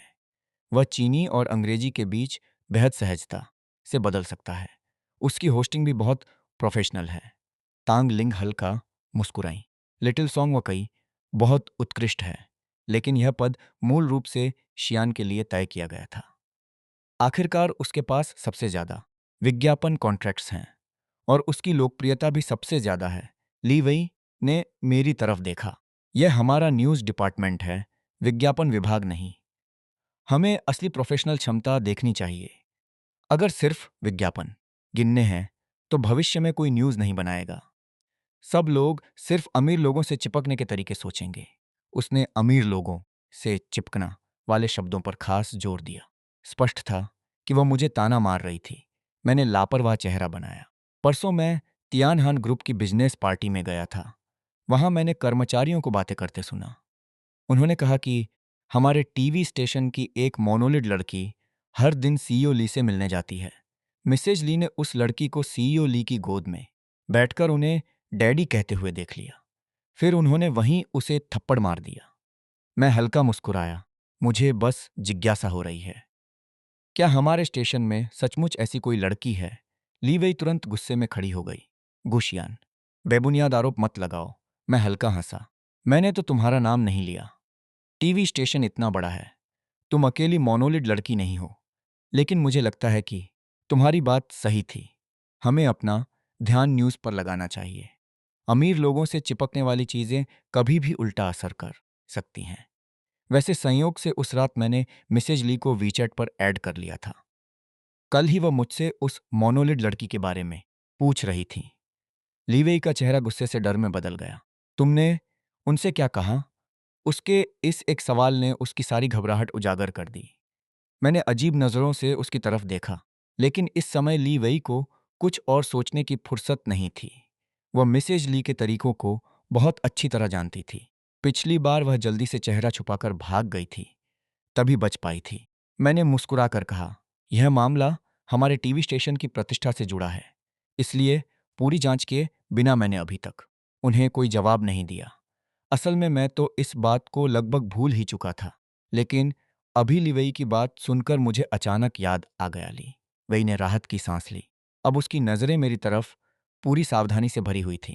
वह चुपचाप अपनी सीट पर वापस बैठ गई और एक शब्द भी कहने की हिम्मत नहीं की। उसी समय सोंग शिन्यू ने हल्की मुस्कान के साथ कहा, हमारे न्यूज़ डिपार्टमेंट के सभी लोग प्रतिष्ठित स्कूलों से ग्रेजुएट। मुझे यकीन है कि यह सब सिर्फ एक गलतफहमी है। जहां तक प्राइम टाइम एंकर की बात है, मैं शियान से प्रतिस्पर्धा नहीं करूंगा।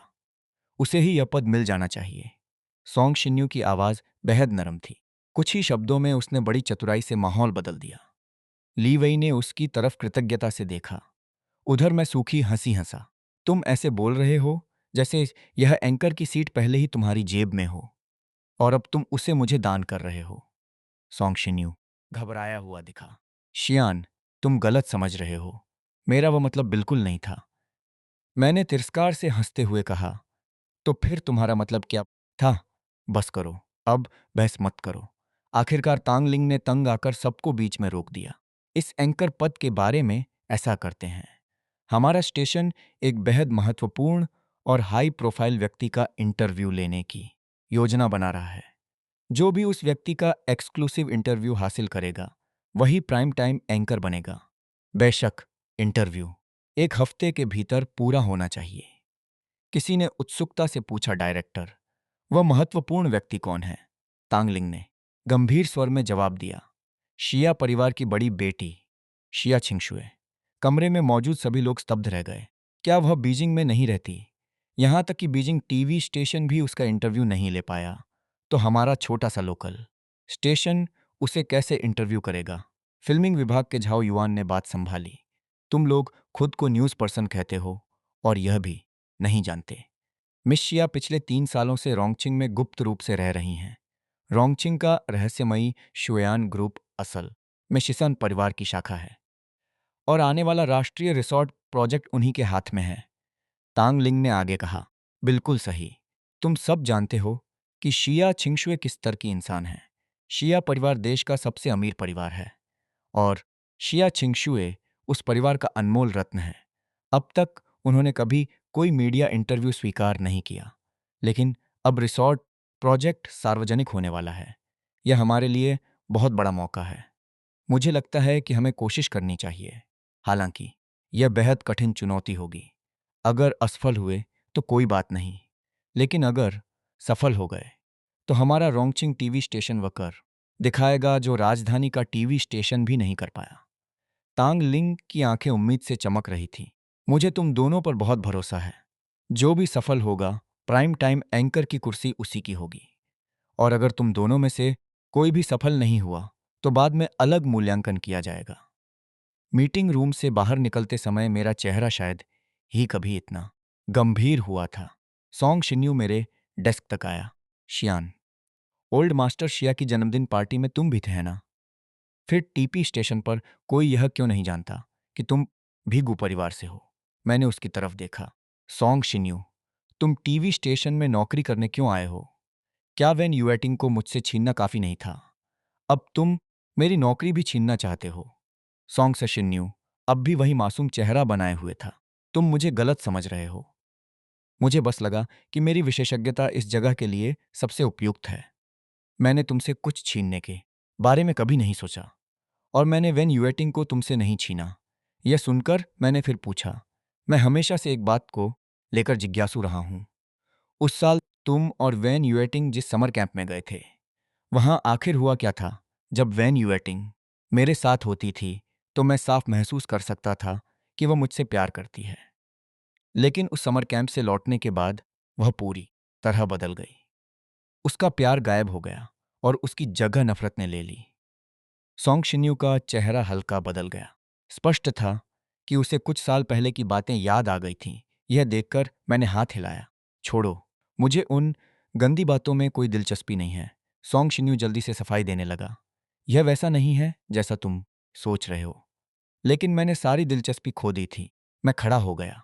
सोंग शिन्यू, मेरे साथ चालाकी करने की कोशिश मत करना, वरना शायद मैं फिर वही इंसान बन जाऊंगा जो 3 साल पहले था। अब रास्ते से हटो। मुझे न्यूज़ एंकरिंग के लिए जाना है। सोंग शिन्यू मुझे दूर जाते हुए देखता रहा। उसके चेहरे का भाव अचानक बेहद ठंडा हो गया।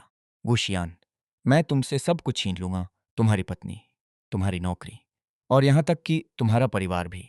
मैं सब कुछ छीन लूंगा। तुम्हें सब लोग ठुकरा देंगे। तुम्हारी प्रतिष्ठा मिट्टी में मिल जाएगी। मैं उसी दिन का इंतजार कर रहा हूं। तब तुम्हें समझ आएगा कि मैंने यह सब क्यों किया। शाम को सोंग शिन्यू कैपिटल होटल के प्राइवेट रूम में वापस लौटा। वैन यूएटिंग पहले ही वहां पहुंच चुकी थी। वह खुश चेहरे के साथ उसके पास आया। तुमने नहीं कहा था कि आज तुम पुराने वैन परिवार के घर वापस जाओगी? वैन यूएटिंग उसके पास आई और उसकी गर्दन में बाहें डाल, मुझे तुम्हारी याद आ रही थी। सोंग शिन्यू ने उसे कसकर गले लगा लिया। वैन यूएटिंग ने सिर उठाकर उसकी तरफ देखा। टिंग्यू, तुम्हें मेरे साथ ऐसे छुपकर रहना पड़ रहा है। यह तुम्हारे साथ बहुत अन्याय है। सोंग शिन्यू ने हल्के से सिर हिलाया। जब तक तुम्हारा दिल हमेशा मेरे साथ है, मुझे इसमें कोई अन्याय महसूस नहीं होता। वैन यूएटिंग बोली, चिंता मत करो, मेरे और गू शियान के बीच की बात जल्द ही खत्म हो जाएगी। मेरा नाम सुनते ही वैन यूएटिंग का चेहरा ठंडा हो गया, जैसे उसे अचानक कुछ याद आया हो। आज टीवी स्टेशन में तुम्हारा पहला दिन था। क्या उसने तुम्हें परेशान किया? सोंग शिन्यू की आंखों में हल्की भावना चमकी। नहीं, तुम जानती हो, वह अब भी इस बात से नाराज है कि तुम मेरे साथ हो, इसलिए उसका रवैया हमेशा ऐसा रहता है। वैन यूएटिंग तुरंत भौहें चढ़ाकर बोली, तो उसने सचमुच तुम्हें परेशान किया? मैं अभी वापस जाकर उससे हिसाब करती हूँ। यह सुनते ही सोंग शिन्यू ने तुरंत उसका हाथ पकड़ लिया। ऐसा मत करो। जब तक मैं तुम्हारे साथ हूं, ये छोटी बातें मायने नहीं रखती। अगर तुम अभी वापस गई तो हालात और बिगड़ जाएंगे और तुम्हारे माता पिता मुझे और भी नापसंद करेंगे। कुछ बातें मुझे बस थोड़ी देर सहनी होंगी, फिर सब ठीक हो जाएगा। अपने माता पिता की सोंग शिन्यू के प्रति नापसंदगी को याद करके वेन यूएटिंग रुक गई। उसने धीरे से कहा, अगर कोई तुम्हारे साथ गलत व्यवहार करे तो मुझे जरूर बताना। मैं गुशियान को हमेशा तुम्हें परेशान नहीं करने दूंगी। और यह बात याद रखना, मैं कभी उसकी नहीं थी। उसने तुम्हें मुझसे नहीं छीना। असल में गुशियान ही मेरे लायक नहीं है। सोंग शिन्यू की आंखों में चालाक चमक उभरी। फिर उसने धीरे से पूछा, यूएटिंग, क्या तुमने कभी शिया छिंगशुए से मुलाकात की है? क्या तुम उस हाई सोसाइटी की युवती के बारे में कुछ जानती हो?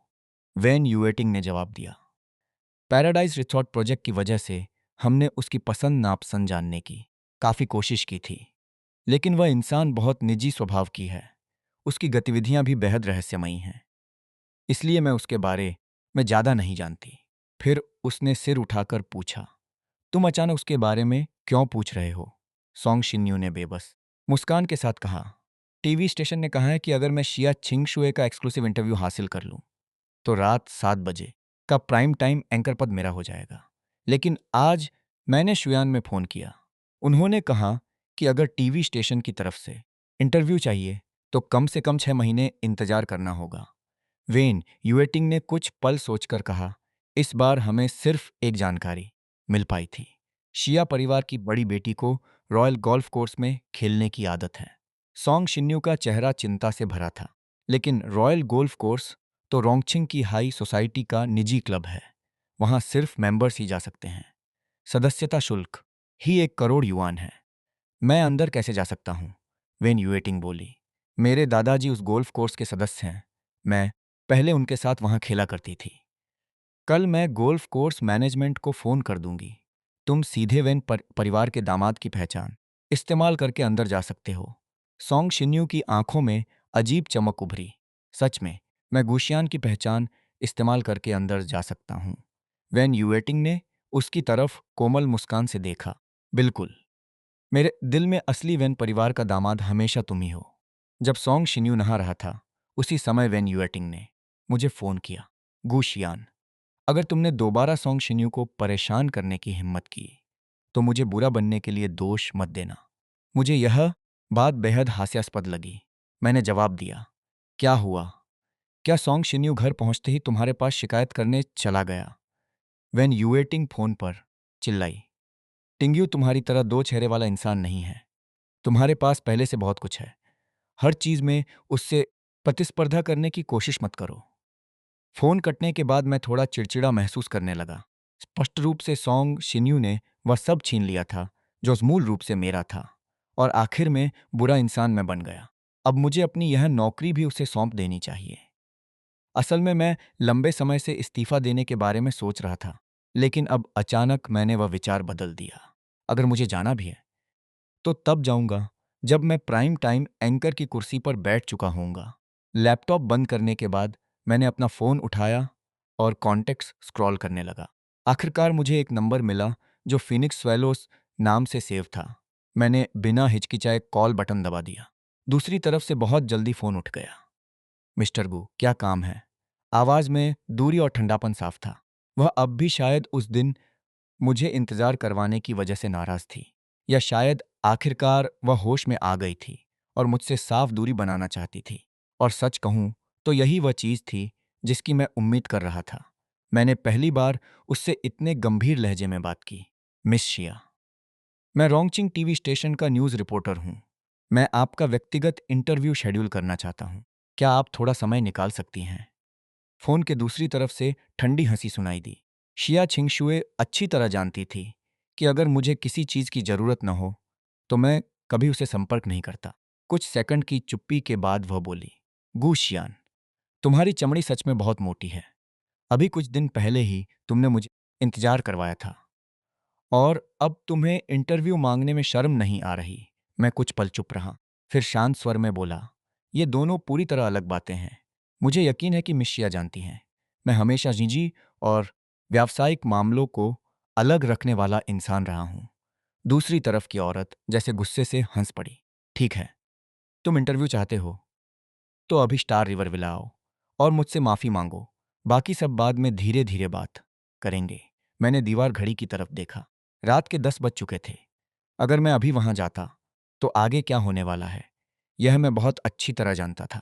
मैं कभी उस जगह से खाली हाथ वापस नहीं लौटा था, इसलिए मैंने सीधे मना कर दिया। अगर यह काम की बात है, तो दिन में मिलते हैं। मिस शिया, आप बस समय तय कर दीजिए। मैं जरूर आकर आपसे माफी मांगूंगा। शिया छिंगशुए मेरे स्वभाव को बहुत अच्छी तरह जानती थी, इसलिए उसने आगे मुझे मजबूर करने की कोशिश नहीं की। वह बस ठंडी आवाज में बोली, तो कल सुबह 9 बजे रॉयल गोल्फ कोर्स में मिलते हैं।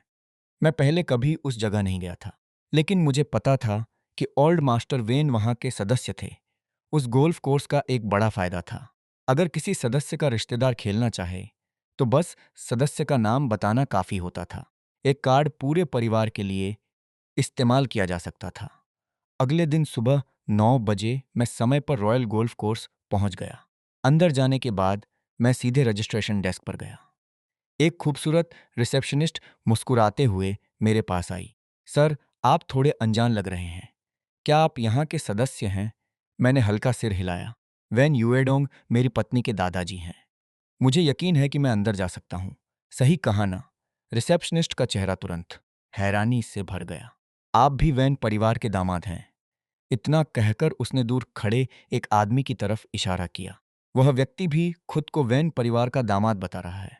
मिस्टर वैन रोंगचिंग के बड़े प्रभावशाली व्यक्ति हैं। उनके परिवार में सिर्फ एक बेटा और एक बेटी है, तो दो दो दामाद कैसे हो सकते हैं? मैंने उसकी उंगली की दिशा में देखा। वह व्यक्ति और कोई नहीं बल्कि सोंग शिन्यू था। उसी समय सॉन्ग शिन्यू ने भी मुझे देख लिया। उसके चेहरे पर आश्चर्य झलक उठा। रिसेप्शनिस्ट पूरी तरह उलझन में पड़ गई। कृपया एक पल रुकिए सर, मैं हमारे मैनेजर को बुलाती हूँ। जैसे ही मैनेजर आया, उसने तुरंत रिसेप्शनिस्ट को डांटना शुरू कर दिया। मिस वेन पहले ही फोन करके बता चुकी थी, तुम्हें उन्हें सीधे अंदर जाने देना हो गए तो। रिसेप्शनिस्ट ने बेचारगी से समझाया, सर, आपने कहा था कि एक मिस्टर गू आएंगे, लेकिन आपने यह नहीं बताया था कि दो मिस्टर गू आएंगे। यह सुनकर मैनेजर भी दंग रह गया। दो मिस्टर गू। उसी समय सॉन्ग शिन्यू लंबे कदमों से मेरी तरफ आया। शियान, तुम भी यहां क्यों आए हो? मैंने आंखें सिकोड़कर मुस्कुराते हुए कहा, अगर मैं नहीं आता तो मुझे कैसे पता चलता कि कोई मेरे नाम का इस्तेमाल करके घूम रहा है। उसी समय मैनेजर भी हमारे पास पहुंच गया। उसने मुझे देखा, फिर सॉन्ग शिन्यू को देखा। तो आप दोनों में असली मिस्टर गू कौन है? आज गोल्फ खेलने के लिए काफी लोग आए हुए थे। इन अमीर घरों के युवक युवतियों के पास करने के लिए कुछ खास नहीं था। इसलिए जैसे ही उन्हें कोई ड्रामा दिखा, सब देखने के लिए इकट्ठा हो गए। सुबह सुबह यह कौन सा शो शुरू हो गया? किसी ने मजाक उड़ाया, असली और नकली मिस्टर गू का मामला। उसी समय शिया छिंगशुए भी कुछ लोगों से घिरी हुई हमारी तरफ बढ़ रही थी। उसकी गोरी त्वचा बाकी लोगों से बिल्कुल अलग चमक रही थी। उसे देखते ही हमेशा एक ऊंचे दर्जे की शाही गरिमा महसूस होती थी। मैंने भी उसे देखा। सच कहूं तो पिछले 3 सालों में मैंने उसे शायद ही कभी इतना परफेक्ट तरीके से तैयार होते देखा था। इसी वजह से जब ओल्ड मास्टर शिया की जन्मदिन पार्टी में मैंने उसे पहली बार इस रूप में देखा था, तो मैं इतना चौंक गया था। वह सिर्फ उसकी ऊंची पहचान की वजह से नहीं था, बल्कि इसलिए कि उसकी पूरी आभा किसी और इंसान जैसी हो गई थी। मेरे लिए उसे स्वीकार करना मुश्किल हो रहा था। शिया छिंगशुए के पास खड़ी एक युवती मुरोंगशु बोली, रोंगचिंग सच में अद्भुत लोगों की जगह है। कोई हैरानी नहीं कि हमारी मिस शिया 3 साल पहले वापस बीजिंग नहीं जाना चाहती थी। आसपास के लोग भी फुसफुसाने लगे। लॉबी मैनेजर के सिर में दर्द होने लगा। वह हमारे सामने खड़ा था और समझ नहीं पा रहा था कि क्या करे। इतने लोगों की मौजूदगी में सॉन्ग शिन्यू बोलने की हिम्मत नहीं कर पा रहा था। वह जल्द ही प्राइम टाइम एंकर बनने वाला था, इसलिए वह किसी भी तरह के स्कैंडल का जोखिम नहीं उठा सकता था। और वह मेरे स्वभाव को भी अच्छी तरह जानता था। स्कूल के दिनों में मैं कभी किसी चीज के लिए उससे लड़ता नहीं था। मैं हमेशा पीछे हट जाता था। इस बार भी सॉन्ग शिन्यू को उम्मीद थी कि मैं खुद पीछे हट जाऊंगा, लेकिन इस बार उसकी उम्मीद गलत साबित हुई। मैंने सॉन्ग शिन्यू की तरफ रहस्यमयी मुस्कान से देखा। मैंने कुछ नहीं कहा, लेकिन मैं पीछे हटने को बिल्कुल तैयार नहीं था। जब दोनों पक्षों के बीच तनाव बढ़ता जा रहा था, तभी शिया छिंगशुए के पास खड़े किसी व्यक्ति ने अचानक कहा, मिस शिया, मुझे साफ याद है कि पिछली बार ओल्ड मास्टर शिया की छात्रवी जन्मदिन पार्टी में आमंत्रित मेहमानों में मिस वेन और मिस्टर गू मौजूद। आप तो जरूर जानती होंगी कि असली मिस्टर गू कौन है, सही? तुरंत सभी की निगाहें शिया छिंगशुए की तरफ मुड़ गईं, मेरी और सॉन्ग शिन्यू की भी। सॉन्ग शिन्यू का दिल अचानक धड़क उठा। उसे अब समझ आया कि उसके सामने खड़ी यह औरत वही बीजिंग की हाई सोसाइटी की युवती है, शिया छिंगशुए, और वही इंसान जिसका इंटरव्यू लेने के लिए वह इतनी मेहनत कर रहा था। उसके दिल में अचानक घबराहट भर गई। मैं भी शिया छिंगसुए को देख रहा था। हमारे बीच 3 साल का रिश्ता रहा था। इतने समय की नज़दीकी के बदले क्या इस महत्वपूर्ण पल में उसका मेरी मदद करना बहुत ज्यादा मांग थी। उसी समय मैनेजर भी शिया छिंगशुए के पास आकर खड़ा हो गया। स्पष्ट था कि वह उसके जवाब का इंतजार कर रहा था। शिया छिंगशुए ने मेरी तरफ देखा, फिर बेहद सहज स्वर में बोली, मैं किसी मिस वेन या मिस्टर गू को नहीं जानती। अगर तुम लोग जानना चाहते हो कि असली मिस्टर गू कौन है, तो सीधे मिस वेन को वीडियो कॉल कर लो।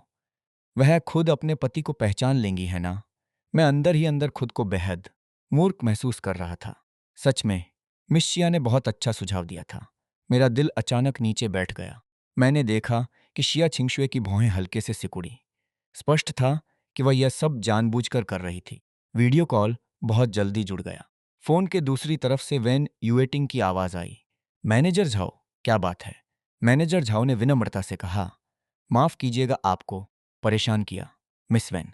आपने कहा था कि आज मिस्टर गु आएंगे, लेकिन यहां भी दो मिस्टर गु मौजूद हैं। क्या आप कृपया बता सकती हैं कि इनमें आपके पति कौन हैं? इतना कहकर मैनेजर झाओ ने कैमरा मेरी और सॉन्ग शिन्यू की तरफ घुमा दिया। वैन युएटिंग ने भौहें सिकोड़ लीं। उसने लगभग बिना सोचे जवाब दिया, सफ़ेद सूट वाला मेरा पति है। आज संयोग से सॉन्ग शिन्यू सफ़ेद सूट पहने था और मैंने काला सूट पहन रखा था। मैनेजर झाओ तुरंत मुस्कुराने लगा। ठीक है मिस वैन, अब आपको परेशान नहीं करेंगे, बाकी सब हम संभाल लेंगे। कॉल कट गई। चारों तरफ तुरंत फुसफुसाहट शुरू हो गई। लॉबी पहले ही तमाशा देखने वालों से भरी हुई थी। कई लोग व्यंग्य करने लगे, अगर योग्यता नहीं है तो यहां दिखावा करने क्यों आए हो? किसी और के दामाद होने का नाटक करके पकड़े जाना सच में शर्मनाक। सबकी उंगलियां और बातें मेरी तरफ थीं, लेकिन मेरे चेहरे पर शर्म का नाम तक नहीं था। मैनेजर झाओ धीरे धीरे मेरी तरफ बढ़ा। उसका रवैया अब पहले जैसा सम्मानजनक नहीं रहा था। सर, आप इस क्लब के सदस्य नहीं हैं, कृपया तुरंत यहां से चले जाइए। मेरे चेहरे पर अब भी जरा भी शर्मिंदगी नहीं थी। मैंने आराम से जेब से एक कार्ड निकाला। अगर मैं अभी सदस्यता खरीद लूं तो क्या मैं अंदर जा सकता हूं? एक पल के लिए पूरा माहौल शांत हो गया। यहां तक कि मैनेजर भी दंग रह गया। जी हां, बिल्कुल, लेकिन हमारी सदस्यता फीस 1 करोड़ युआन है। मैंने शांत स्वर में कहा, मुझे पता है। कार्ड स्वाइप कर दीजिए। इस दृश्य को देखकर जो लोग अभी कुछ देर पहले मेरा मजाक उड़ा रहे थे, वे सब स्तब्ध रह गए। 1 करोड़ युआन शायद बहुत असामान्य बात नहीं थी, लेकिन जो कार्ड मैंने निकाला था वह वास्तव में असाधारण था। मुरोंग श्यू ने सबसे पहले पहचान लिया। यह डायमंड ब्लैक पैंथर कार्ड है। पूरी दुनिया में ऐसे सिर्फ 50 कार्ड हैं। इसे किसी भी बड़े बैंक में इस्तेमाल किया जा सकता है। सभी 7 सितारा होटलों में वीआईपी सेवाएं मिलती हैं। यह उच्च वर्ग की अंतिम पहचान मानी जाती है। मुझे याद है कि मिस शिया के पास भी एक ऐसा कार्ड है। पूरे चीन में 15 से ज्यादा लोगों के पास यह कार्ड नहीं है। आखिर यह मिस्टर गु कौन है? जो लोग अभी मेरा मजाक उड़ा रहे थे, उनकी आंखें अब फटी रह गई थीं। 1 करोड़ युआन होना अलग बात थी, लेकिन इस ब्लैक कार्ड का मालिक होना, यह किसी साधारण अमीर इंसान के बस की बात नहीं थी। इस कार्ड को जारी करने वाली संस्था की जांच प्रक्रिया बेहद सख्त थी। यहां तक कि दुनिया के कई राजघरानों के लोग भी यह कार्ड नहीं पा सके थे। जहां तक मेरी बात थी, मुझे इन ऊंची चीजों की कोई खास समझ नहीं थी, क्योंकि यह कार्ड तो बस मेरी सीनियर बहन ने मेरे वेतन खाते के रूप में बनवाया था। मेरी सालाना कमीशन सीधा इसी कार्ड में ट्रांसफर होती थी। मुझे खुद नहीं पता था कि इसमें कितने अरब पड़े हैं। मेरे लिए 1 करोड़ युआन सच में कुछ भी नहीं था। शिया छिंगशुए ने जब मुझे वह कार्ड निकालते देखा, तो उसकी आंखों में भी सोचने वाला भाव उभरा। चाहे वह पहले वाला गु परिवार हो या आज का वैन परिवार, दोनों में से कोई भी इस कार्ड को पाने के योग्य नहीं था। रॉयल गोल्फ कोर्स बेहद विशाल और खुला हुआ था। शिया छिंगशुए के साथ आए लोग पहले ही अपने गोल्फ क्लब लेकर खेलने निकल चुके थे। सिर्फ शिया छिंगशुए आराम मंडप में शांत बैठी थी। वेटर उसके लिए सैंडविच और शानदार मिठाइयां लेकर आए। लगता था कि उसे यहीं बैठकर नाश्ता करने की आदत थी। यहां तक कि उसके खाने का अंदाज भी बेहद मोहक और सुरुचिपूर्ण था। उसकी अलौकिक सुंदरता में एक आकर्षक आलस्य मिला हुआ था। उसके भीतर एक ऐसी आभा थी जो कुछ हद तक मेरी जैसी लगती थी। वह थी उस गु परिवार का स्वभाव जिसमें मैं पैदा हुआ था। एक स्वाभाविक आत्मविश्वास और सहजता, जैसे जीत की रेखा पर जन्म लेने वाले लोगों में होती है। उसी समय सॉन्ग शिन्यू धीरे धीरे उसके पास पहुंचा। मिस शिया, क्या मैं यहाँ आपके साथ बैठ सकता हूँ?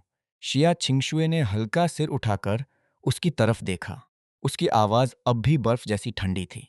यह सार्वजनिक विश्राम क्षेत्र है मिस्टर सॉन्ग, आप बेझिझक बैठ सकते हैं। हालांकि उसके शब्द विनम्र थे, लेकिन उनमें साफ दूरी और उदासीनता झलक रही थी। सॉन्ग शिन्यू ने मौका देखकर वहीं बैठते हुए कहा, मिस शिया, असल में मैं आज खास तौर पर आपसे मिलने आया हूं। शिया छिंगशुए अब भी बेहद लापरवाह दिख रही थी। क्या कोई जरूरी काम है? Mister song. सॉन्ग शिन्यू थोड़ा घबराया हुआ महसूस करने लगा। मिस शिया, मुझे अपना परिचय देने दीजिए। मैं रोंगचिंग टीवी स्टेशन का न्यूज़ रिपोर्टर सॉन्ग शिन्यू हूँ। पैराडाइज रिसॉर्ट प्रोजेक्ट के संबंध में हमारा स्टेशन आपका एक्सक्लूसिव इंटरव्यू लेना चाहता है। लेकिन शिया छिंगशुए ने जैसे उसकी बात पर ज्यादा ध्यान ही नहीं दिया। उसने बस सहजता से पूछा, और क्या आपको दिलचस्पी नहीं है? मिस शिया, पैराडाइज रिसॉर्ट प्रोजेक्ट जल्द ही आधिकारिक रूप से शुरू होने वाला है। आपको निवेशकों को आकर्षित करने के लिए जन समर्थन और प्रचार की जरूरत होगी। और इस समय आपको सबसे ज्यादा जिस चीज की आवश्यकता है वह है चेयरमैन शिया को अपनी असली क्षमता साबित करने का मौका। इसीलिए आपने पिछले 3 सालों से चुपचाप इस प्रोजेक्ट की तैयारी की है। स्पष्ट है कि यह प्रोजेक्ट आपके लिए बेहद महत्वपूर्ण है। शिया छिंगशुए ने सिर घुमाकर सॉन्ग शिन्यू को ठंडी नजर से देखा। लगता है तुम्हें मेरे परिवार के मामलों के बारे में काफी कुछ पता है। उसकी नजर पड़ते ही सॉन्ग शिन्यू के भीतर बेचैनी बढ़ गई। इस औरत की आभा सचमुच बहुत दबाव डालने वाली थी। लेकिन फिर भी उसने हिम्मत जुटाकर आगे कहा, रोंगचिंग टीवी स्टेशन यहाँ का सबसे प्रतिष्ठित मीडिया प्लेटफॉर्म है। हमारा स्टेशन आपके साथ सहयोग करने के लिए बेहद उत्सुक है मिस शिया। भविष्य में जब भी आपको जनमत और मीडिया की ताकत की जरूरत पड़े, हम पूरी ईमानदारी से आपके साथ सहयोग करेंगे। यह निश्चित रूप से दोनों पक्षों के लिए लाभदायक होगा। शिया छिंगशुए ने अब भी कोई जवाब नहीं दिया।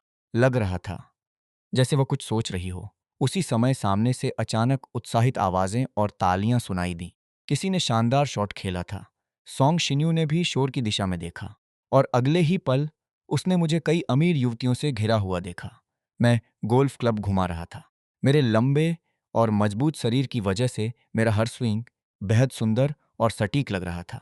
आसपास खड़ी युवतियों की निगाहें मुझसे हट ही नहीं रही थीं। सॉन्ग शिन्यू की आंखों में ईर्ष्या की चमक उभरी, लेकिन उसने जल्दी ही खुद को संभाल लिया।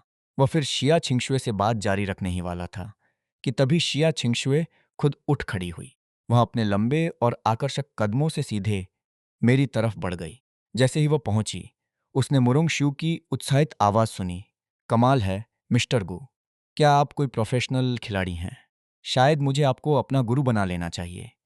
मैंने हल्की मुस्कान के साथ जवाब दिया, आप बहुत तारीफ कर रही हैं। यह सिर्फ मेरा शौक है। मुरोंग शू जैसे ही मेरी बांह पकड़ने वाली थी, तभी स्पष्ट रूप से नाराज दिख रही शिया छिंगशुए ने बीच में हस्तक्षेप किया। तुम लोग यहाँ क्या कर रहे हो? मुरोंग शू ने गोल्फ क्लब पर झुकते हुए हंसकर कहा। छिंगशुए, आज तो हमें अपना असली मुकाबला मिल गया। इस सज्जन की तकनीक ने हम सबको शर्मिंदा कर दिया। शायद यहाँ सिर्फ तुम ही हो जो इनके बराबर खेल सकती हो। आसपास मौजूद लोग भी उत्साह से बोलने लगे। क्यों न मिस शिया और मिस्टर गु एक मुकाबला करें? असल में मैं इसी वाक्य का इंतजार कर रहा था, इसलिए मैंने मुस्कुराकर शिया छिंगशुए की तरफ देखा। मिस शिया, क्या आप मुझसे मुकाबला करने की हिम्मत रखती हैं? शिया छिंगशुए के जवाब देने से पहले ही मैंने जानबूझकर उकसाते हुए कहा, या फिर मिस शिया चुनौती स्वीकार करने से डरती हैं? मुरोंगशु तुरंत बीच में बोल पड़ी। मिस्टर गु, अगर आप ऐसा कह रहे हैं तो इसका मतलब है कि आप हमारी छिंगशुए को बिल्कुल नहीं जानते। अगर बीजिंग की हाई सोसाइटी में उनकी गोल्फ स्किल दूसरी सबसे अच्छी मानी जाती है, तो कोई भी खुद को नंबर 1 कहने की हिम्मत नहीं करेगा। मैं अर्थपूर्ण मुस्कान के साथ बोला, बीजिंग की वह आदत कि लोग जानबूझकर हार मान लें, रोंगचिंग में लागू नहीं होती। मेरी बात का स्पष्ट मतलब था कि वह नंबर 1 सिर्फ इसलिए है क्योंकि बाकी लोग उसे हराने की हिम्मत नहीं करते। यह सुनकर आसपास मौजूद लोग एक दूसरे को देखने लगे। सबके मन में एक ही बात थी, यह मिस्टर गु सच में बहुत बहादुर और लापरवाह हैं। शिया छिंगशुए ने शांत स्वर में पूछा, तुम मुकाबला कैसे करना चाहते हो? मैंने सामने फैले हुए गोल्फ कोर्स की तरफ इशारा किया। इस पार तार होल पर मुकाबला करते हैं। पास खड़े किसी व्यक्ति ने याद दिलाया, अभी थोड़ी देर पहले ही मिस्टर गु ने 3 शॉट्स में बॉल होल में डाल दी थी। शिया छिंगशुए की आवाज अब भी उतनी ही शांत थी। उसने कैडी को क्लब लाने का आदेश दिया। मैंने आगे कहा, चूंकि यह आधिकारिक मुकाबला है, तो जीतने वाले के लिए कोई इनाम भी होना चाहिए, है ना? शिया छिंगशुए ने हल्की आवाज में हामी भरी। तुम क्या चाहते हो? मैंने बिना सोचे तुरंत जवाब दिया, अगर मैं जीत गया तो मुझे आपका पहला एक्सक्लूसिव इंटरव्यू चाहिए। क्या मंजूर है? आसपास खड़े लोग अब पूरी तरह उत्साहित हो चुके थे, यहां तक कि सॉन्ग शिन्यू भी उत्सुकता से पास आ गया। शिया छिंगशुए ने घमंडी अंदाज में ठंडी आवाज निकाली, पहले मुझे हराओ, फिर बात करेंगे। सारी तैयारी पूरी होने के बाद मैंने धीरे से कहा, मिस शिया, पहले आप। शिया छिंगशिशुए ने भी कोई झिझक नहीं दिखाई। उसने बेहद खूबसूरत और सुरुचिपूर्ण मुद्रा में गोल्फ क्लब घुमाया। अगले ही पल आसपास मौजूद लोग उत्साह से चीख उठे। सिर्फ एक शॉट में शिया छिंगशुए ने गेंद सीधे ग्रीन पर पहुंचा दी थी। सभी लोग उसके साथ ग्रीन की तरफ बढ़ गए। फिर उसने पटर उठाया। उसने बेहद सटीक तरीके से सफेद गेंद को सीधे होल में डाल दिया। आसपास खड़े लोग लगातार तालियां बजाने लगे। ईगल शॉट, कमाल है। पार चौहोल पर उसने सिर्फ 2 शॉट्स में गेंद होल में डाल दी थी। इसके बाद सब लोग मेरी तरफ सहानुभूति भरी नजरों से देखने लगे। मिस्टर गू, शायद आपको हार मान लेनी चाहिए। मिशिया राष्ट्रीय गोल्फ चैंपियन की शिष्या हैं। उनसे हारने में कोई शर्म की बात नहीं। लेकिन मैं सिर्फ हल्का मुस्कुराया। मैंने अभी खेलना शुरू भी नहीं किया। फिर सब लोग इतने यकीन से कैसे कह सकते हैं कि मैं हार जाऊंगा। मैंने अपना पहला शॉट खेला। गेंद तेजी से हवा चीरती हुई उड़ी और सीधा ग्रीन के पास जाकर गिरी। यह देखकर आसपास के लोग हैरान रह गए। इतनी दूरी से सीधे ग्रीन पर, यह तो लगभग प्रोफेशनल स्तर है। लेकिन असली मुश्किल अभी बाकी थी। शिया छिंगशुए ने सिर्फ 2 शॉट्स में गेंद होल में डाल दी थी। अगर मैं जीतना चाहता था तो मुझे भी सिर्फ 2 शॉट्स में खत्म करना होता। मैं शांत चेहरे के साथ ग्रीन की तरफ बढ़ा। मेरे पीछे तमाशा देखने वालों की भीड़ भी चल पड़ी।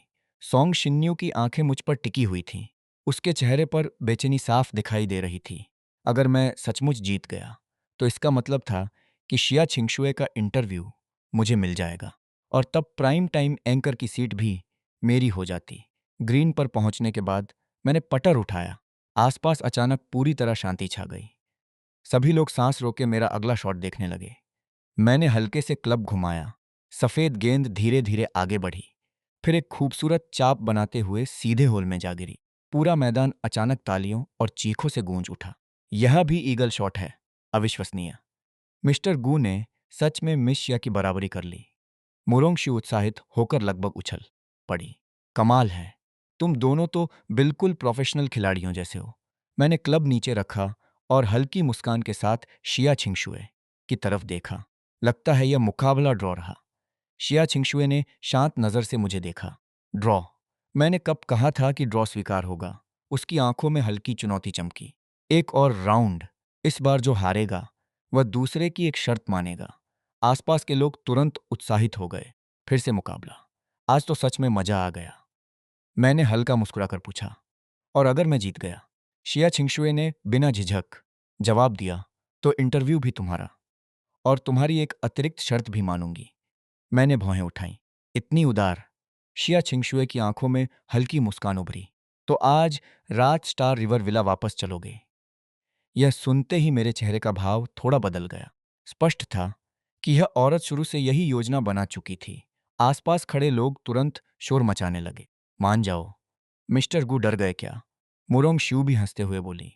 अगर मैं आपकी जगह होती तो तुरंत मान जाती। इतनी खूबसूरत मिस शिया खुद बुला रही हैं। इसे कौन ठुकराएगा? मैंने शिया छिंगशुए की तरफ देखा। उसकी शांत आंखों में आत्मविश्वास साफ झलक रहा था, जैसे उसे पूरा यकीन हो कि मैं हार जाऊंगा। मैंने कुछ सेकंड सोचा, फिर मुस्कुराकर कहा, ठीक है, मैं मानता हूं। सॉन्ग शिन्यू का चेहरा तुरंत और बदसूरत हो गया। उसे महसूस हो रहा था कि मेरे और शिया छिंगशुए के बीच का माहौल कुछ ज्यादा ही अजीब था। लेकिन वह कुछ समझ नहीं पा रहा था। दूसरा राउंड शुरू हुआ। इस बार पहले शॉट की बारी मेरी थी। मैंने क्लब घुमाया। गेंद बिजली की तरह आगे निकली और अविश्वसनीय सटीकता के साथ फेयरवे के सबसे बेहतरीन स्थान पर जाकर गिरी। भीड़ फिर उत्साहित हो उठी।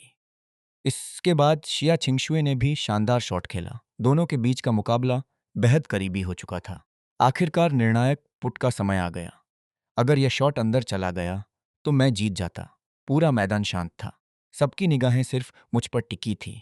मैंने गहरी सांस ली और पटर चलाया। सफेद गेंद धीरे धीरे आगे बढ़ी।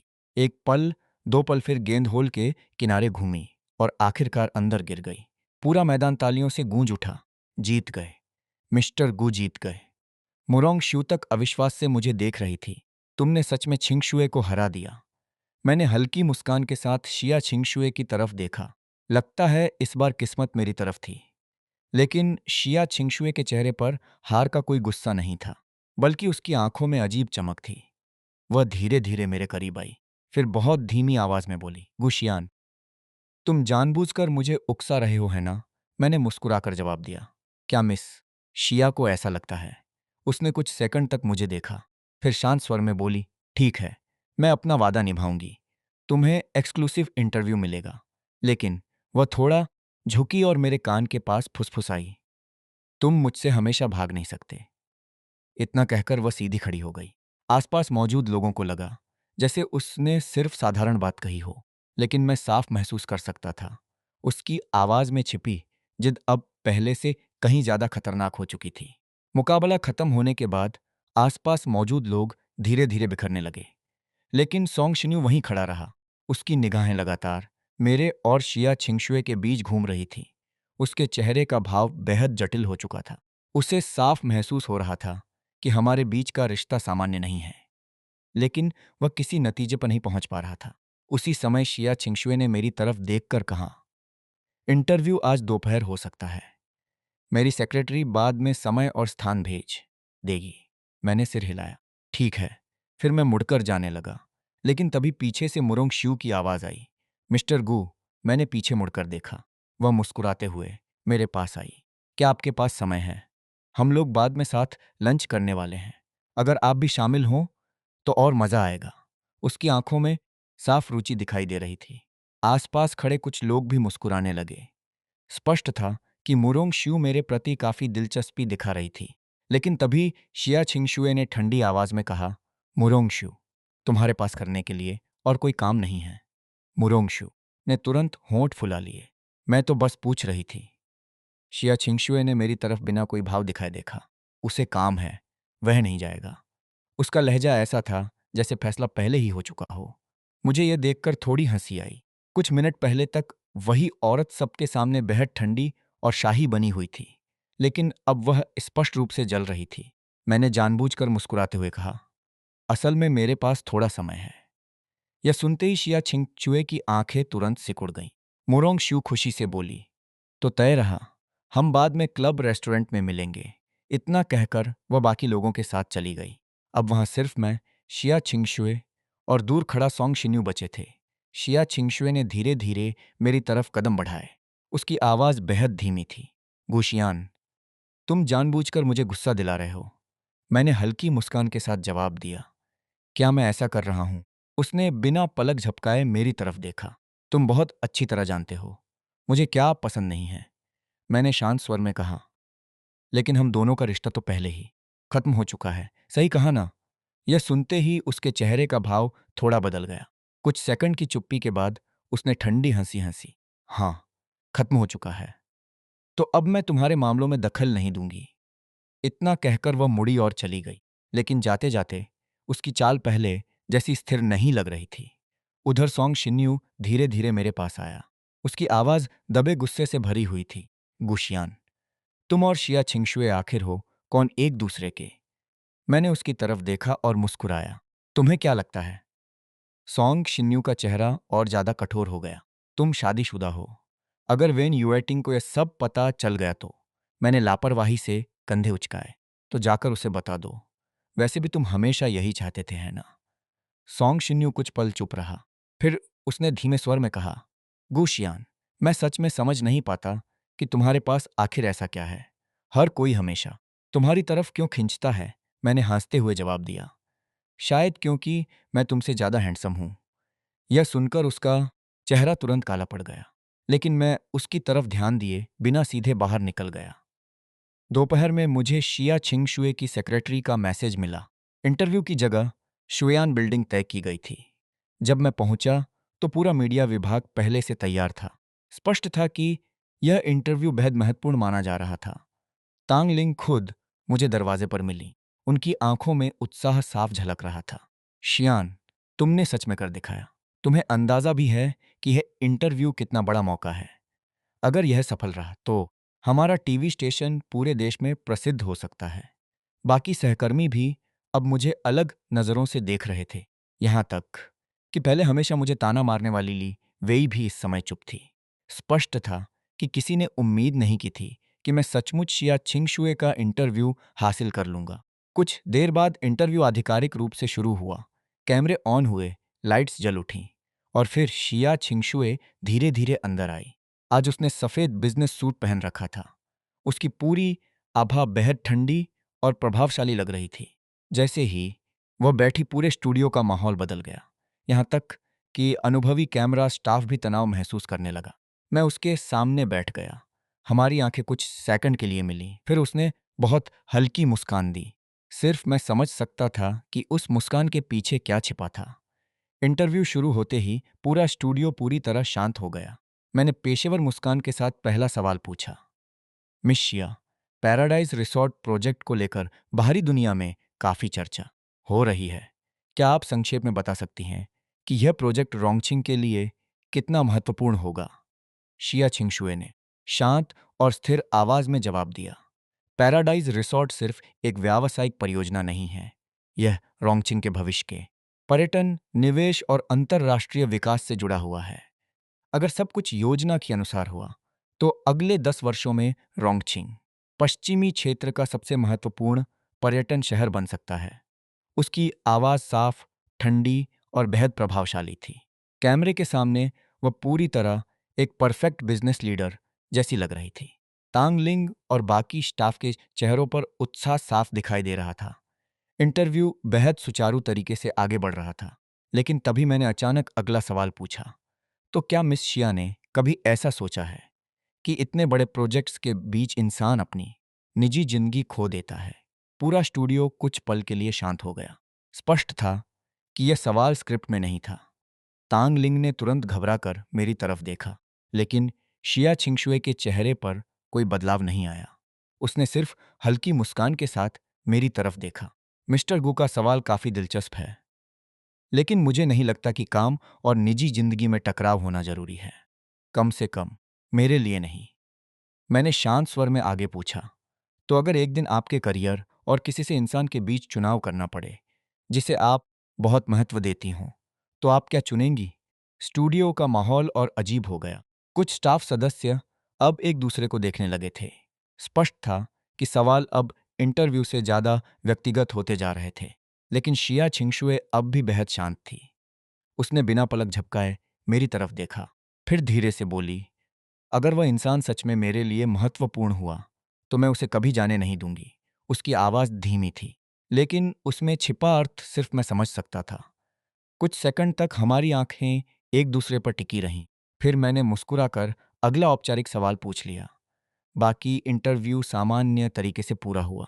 जैसे ही कैमरे बंद हुए, पूरा स्टूडियो राहत की सांस लेने लगा। तांग लिंग उत्साह से लगभग मेरे पास दौड़ती हुई आई। परफेक्ट! यह इंटरव्यू कमाल का था। हमारी रेटिंग्स जरूर फट जाएंगी। बाकी स्टाफ भी खुश दिखाई दे रहा था। सिर्फ ली वेई का चेहरा थोड़ा जटिल लग रहा था। स्पष्ट था कि अब प्राइम टाइम एंकर की सीट लगभग तय हो चुकी थी। उधर शिया छिंगशुए धीरे धीरे अपनी सीट से उठी। वह सीधे मेरी तरफ आई। स्टूडियो में मौजूद बाकी लोग तुरंत चुप हो गए। उसने शांत स्वर में पूछा, मिस्टर गू, क्या अब आप संतुष्ट हैं? मैंने मुस्कुराकर जवाब दिया। मिस शिया का सहयोग शानदार था, इसके लिए धन्यवाद। उसने कुछ सेकंड तक मेरी तरफ देखा, फिर अचानक बेहद धीमी आवाज में बोली, आज रात क्या तुम अब भी स्टार रिवर विला नहीं आओगे? उसकी आवाज इतनी धीमी थी कि आसपास मौजूद लोग साफ नहीं सुन सके, लेकिन मेरे कानों में वह साफ पहुंची। मैं कुछ पल चुप रहा, फिर हल्के स्वर में जवाब दिया, मिस शिया, आपको आगे बढ़ना सीखना चाहिए। उसकी आंखों की चमक अचानक हल्की ठंडी हो गई, लेकिन उसने खुद को तुरंत संभाल लिया। ठीक है, फिर अगली बार मिलते हैं। इतना कहकर वह मुड़ी और अपने स्टाफ के साथ बाहर चली गई। जैसे ही वह गई, स्टूडियो में दबे हुए शोर की आवाजें फैल गईं। अभी क्या हुआ? मुझे क्यों लगा कि मिस शिया और शियान के बीच कुछ अजीब था। क्या वे पहले से एक दूसरे को जानते हैं? तांग लिंग ने तुरंत सबको शांत कराया। ठीक है, अब सब और काम पर ध्यान दो। लेकिन उनके चेहरे पर भी सोचने वाला भाव था। उधर मैं अपना माइक्रोफोन उतार ही रहा था कि तभी फोन बज उठा। स्क्रीन पर वैन यूएटिंग का नाम दिखाई दिया। मैंने कॉल रिसीव की। दूसरी तरफ उसकी आवाज उत्साहित थी। गुशियान, मैंने इंटरव्यू देख लिया। तुमने यह कैसे किया? शिया छिंगशुए ने सच में तुम्हें इंटरव्यू दे दिया? मैंने शांत स्वर में जवाब दिया। बस किस्मत अच्छी थी। वैन यूएटिंग कुछ सेकंड चुप रही, फिर धीमे स्वर में बोली, आज रात घर जल्दी आ जाना। दादाजी तुम्हारी तारीफ कर रहे थे। और वह थोड़ी रुकी। मैंने भी शायद तुम्हें गलत समझा था। यह सुनकर मेरे चेहरे पर कोई खास बदलाव नहीं आया। मैंने सिर्फ शांत स्वर्ण स्वर में कहा, ठीक है। फोन कटने के बाद मैं कुछ सेकंड तक वहीं खड़ा रहा। फिर धीरे धीरे स्टूडियो से बाहर निकल गया। लेकिन मुझे बिल्कुल अंदाजा नहीं था कि उसी समय टीवी स्टेशन के बाहर कोई मेरा इंतजार कर रहा था। जैसे ही मैं टीवी स्टेशन से बाहर निकला, मैंने सामने काले रंग की लग्जरी कार खड़ी देखी। कार के पास खड़ी महिला बेहद परिचित लग रही थी। वह शिया छिंगशुए की सेक्रेटरी गाओछिन थी। उसने मुझे देखते ही विनम्रता से सिर झुकाया।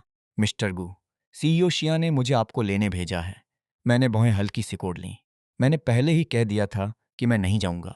गाओछिन ने शांत स्वर में जवाब दिया। सीईओ शिया ने कहा था कि अगर आप मना करें तो मुझे यह चीज आपको दे देनी चाहिए। इतना कहकर उसने एक लिफाफा मेरी तरफ बढ़ाया। मैंने उसे खोला। अंदर पुरानी तस्वीरों का एक छोटा बंडल था। पहली तस्वीर देखते ही मेरा चेहरा बदल गया। तस्वीर में मैं था और मेरे साथ छोटी उम्र की शिया छिंगशुए भी थी। हम दोनों स्कूल यूनिफॉर्म में थे। पीछे धुंधली इमारत पर रोंगचिंग नंबर 1 हाई स्कूल लिखा हुआ था। मेरी आंखों में अविश्वास भर गया। मैंने तुरंत दूसरी तस्वीर निकाली। उसमें भी मैं था, लेकिन इस बार मैं बास्केटबॉल कोर्ट में खड़ा था। दूर स्टैंड्स में बैठी एक लड़की मुझे देख रही थी। हालांकि तस्वीर धुंधली थी, लेकिन मैं साफ पहचान गया कि वह शिया छिंगशुए थी। मेरे दिमाग में अचानक अजीब झटका लगा। मैंने धीमी आवाज में पूछा, ये तस्वीरें? गाओ छिन ने मेरी तरफ देखा। सीओ शिया ने कहा था कि अगर आप इन्हें देखेंगे तो शायद आज रात उनसे मिलने आ जाएंगे। मैं कुछ सेकंड तक चुप रहा। फिर अचानक मुझे 3 साल पहले की पहली मुलाकात याद आई। वह बारिश वाली रात, जब शिया छिंगशुए पहली बार मेरे सामने आई थी। उस समय उसने कहा था, सीनियर, क्या हम पहले कभी मिले हैं? लेकिन मैंने उस बात को मजाक समझकर नजरअंदाज कर दिया था। अब मेरे दिल में बेचैनी बढ़ने लगी। मैंने गाओ छिन से पूछा, क्या वह पहले मुझे जानती थी? गाओ छिन ने सीधा जवाब नहीं दिया। उसने सिर्फ इतना कहा, कुछ बातें बेहतर है कि सीईओ शिया खुद बताएं। कुछ मिनट बाद मैं आखिरकार कार में बैठ गया। रास्ते भर मेरा दिमाग उन्हीं तस्वीरों में उलझा रहा। अगर शिया छिंगशुए सच में मुझे पहले से जानती थी, तो फिर पिछले 3 सालों में उसने कभी यह बात क्यों नहीं बताई? स्टार रिवर विला पहले जैसा ही शांत था। जैसे ही मैं अंदर दाखिल हुआ, मैंने लिविंग रूम की हल्की रोशनी देखी। शिया छिंगशुए अकेली सोफे पर बैठी थी। आज उसने बेहद साधारण सफेद स्वेटर पहन रखा था। उसकी आभा पहले जैसी ठंडी और दबाव वाली नहीं लग रही थी, बल्कि वह असामान्य रूप से शांत दिख रही थी। मेरे कदमों की आवाज सुनकर उसने सिर उठाया, फिर हल्की मुस्कान दी। तुम आ गए। मैं सीधे उसके सामने जाकर रुक गया। फिर बिना घुमाए सीधा सवाल पूछा, तुम मुझे पहले से जानती थी? शिया छिंगशुए कुछ सेकंड तक चुप रही, फिर धीरे से बोली, तुम्हें आखिरकार एहसास हो ही गया। मेरी आंखें सिकुड़ गईं। इसका मतलब यह सब संयोग नहीं था? उसने हल्का सिर हिलाया। नहीं, मैंने तुम्हें पहली बार तब देखा था जब हम हाई स्कूल में थे। उस समय तुम स्कूल के सबसे चमकदार इंसान थे। हर कोई तुम्हें जानता था, लेकिन तुम मुझे नहीं जानते थे। मैं पूरी तरह चुप हो गया। शिया छिंगशुए की आवाज अब बेहद धीमी थी। मैं तब बहुत बीमार रहती थी और स्कूल में भी ज्यादा नहीं आती थी। लेकिन एक दिन कुछ लड़कियां मेरा मजाक उड़ा रही थीं। तब तुमने मैं कुछ सोचे उनकी तरफ बास्केटबॉल फेंक दिया था और कहा था कि अगर दोबारा किसी को परेशान किया तो अगली बार गेंद चेहरे पर लगेगी। यह सुनते ही मेरे दिमाग में धुंधली याद उभरी। मुझे सच में ऐसा कुछ याद आ रहा था, लेकिन मेरे लिए वह बस छोटी सी घटना थी। मैंने कभी उसे गंभीरता से नहीं लिया था। शिया छिंगशुए हल्का मुस्कुराई। तुम शायद भूल चुके थे, लेकिन मेरे लिए वह पहली बार था जब किसी ने मेरी रक्षा की थी। कमरे में कुछ सेकंड तक पूरी शांति छाई रही। फिर उसने धीरे से आगे कहा, उसके बाद मैंने तुम्हारे बारे में जानकारी जुटानी शुरू की। फिर कई साल बाद मैंने जानबूझकर तुम्हारे सामने खुद को गरीब छात्रा बनाकर पेश किया। मेरे दिल में अचानक जटिल भावना उठी। तो पिछले 3 साल तुम सब जानती थीं? शिया छिंगशुए ने सीधे मेरी आंखों में देखा। हाँ, मैं जानती थी कि तुम मुझे सिर्फ अस्थायी रिश्ता समझते हो।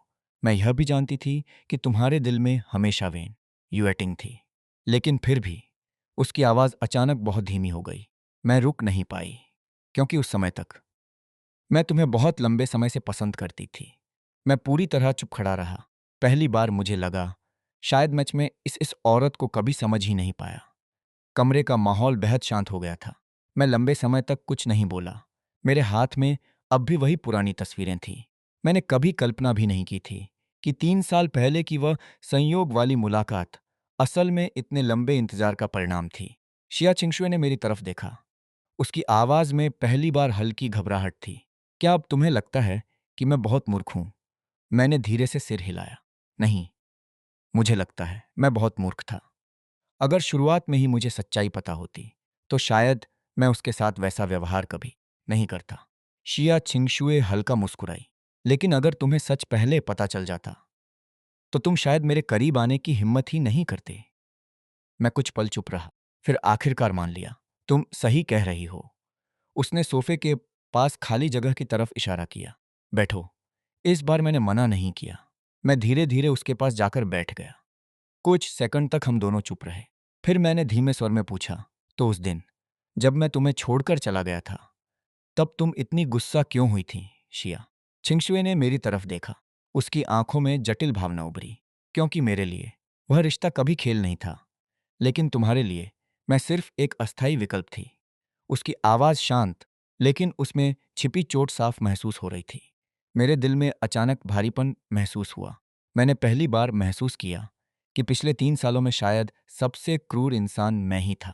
शिया छिंगशुए ने अचानक मुस्कुराकर माहौल हल्का करने की कोशिश की। वैसे अब जब तुम्हें सब पता चल गया है तो क्या तुम अब भी मुझे छोड़कर भागना चाहते हो? मैं उसकी तरफ देखकर चुप रहा। सच कहूं तो मैं खुद भी अब अपने दिल को समझ नहीं पा रहा था। वेन यूएटिंग के लिए मेरे अंदर बचा क्या था?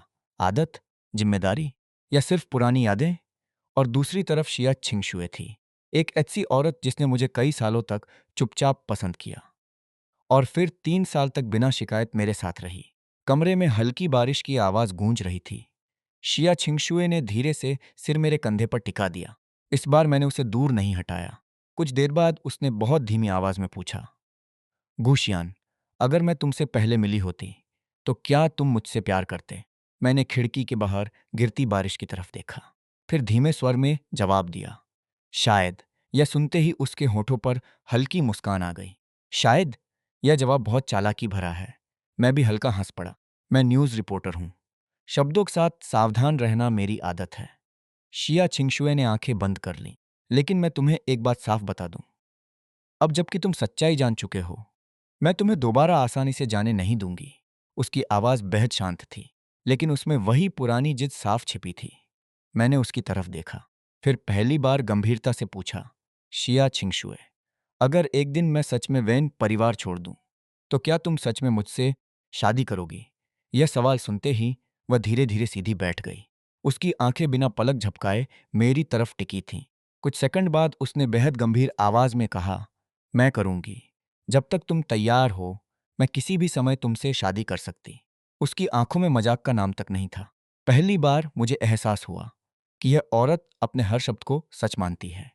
कमरे में फिर शांति छा गई, लेकिन तभी मेरा फोन अचानक बज उठा। स्क्रीन पर वेन यूएटिंग का नाम चमक रहा था। मेरी और शिया छिंगशुए की निगाहें एक साथ फोन पर टिक गईं। कुछ सेकंड तक किसी ने कुछ नहीं कहा। फिर शिया छिंगशुए ने शांत स्वर में पूछा, क्या तुम कॉल उठाओगे? मैंने फोन की तरफ देखा, फिर धीरे से जवाब दिया, हाँ। शिया छिंगशुए ने हल्का सिर झुका लिया। उसके चेहरे पर कोई भाव नहीं था, लेकिन मैं साफ महसूस कर सकता था कि वह इस जवाब से खुश नहीं थी। मैंने कॉल रिसीव की। दूसरी तरफ वेन यूएटिंग की आवाज थोड़ी घबराई हुई थी।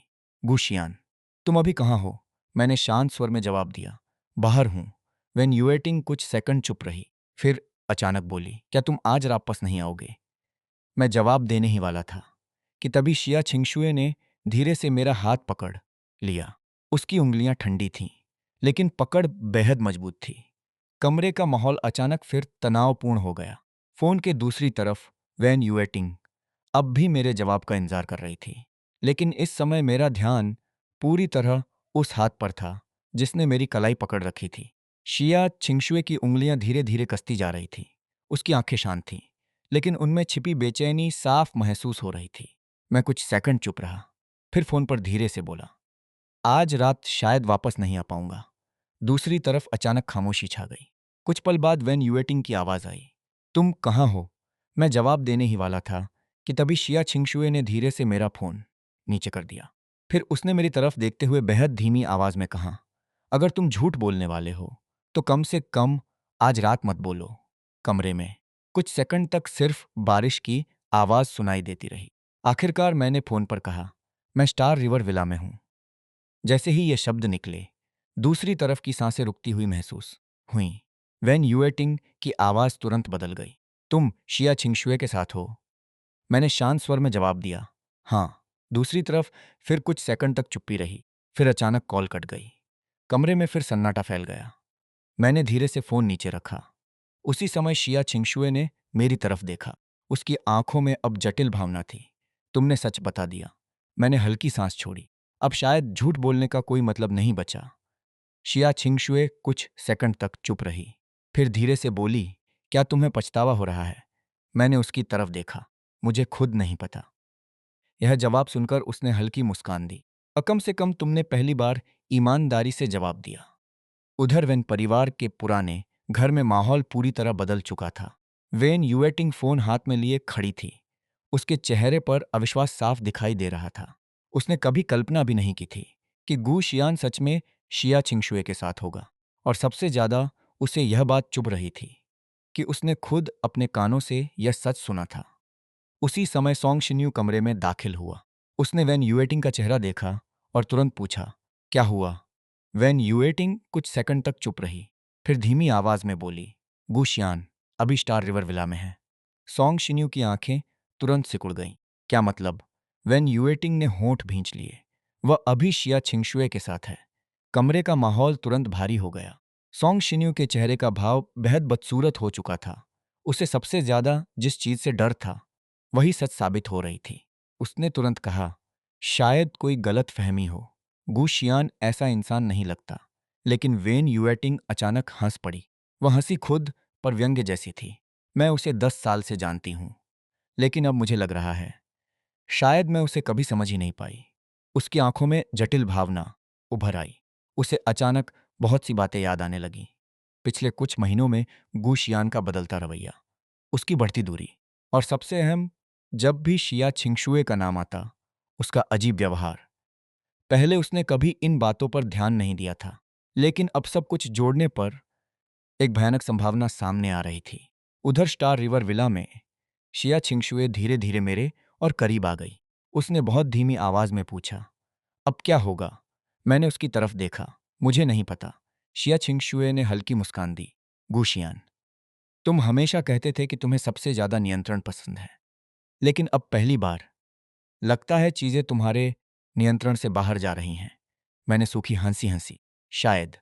फिर कुछ सेकंड चुप रहने के बाद मैंने अचानक पूछा, अगर वेन यूएटिंग कल तुमसे मिलने आए तो तुम क्या करोगी शिया? छिंगशुए की आंखें हल्की ठंडी हो गईं। मैं कुछ नहीं करूंगी, क्योंकि शुरुआत से अंत तक मैंने उससे कुछ छीना नहीं है। तुम कभी उसके नहीं थे। यह सुनकर मैं कुछ पल चुप रहा। फिर पहली बार मैंने महसूस किया कि शायद शिया छिंगशुए सही थी। मेरे और वैन यूटिंग के बीच जो रिश्ता बचा था वह सिर्फ आदत और जिम्मेदारी पर टिके एक खाली खोल जैसा था। लेकिन ठीक उसी समय मेरा फोन फिर बज उठा।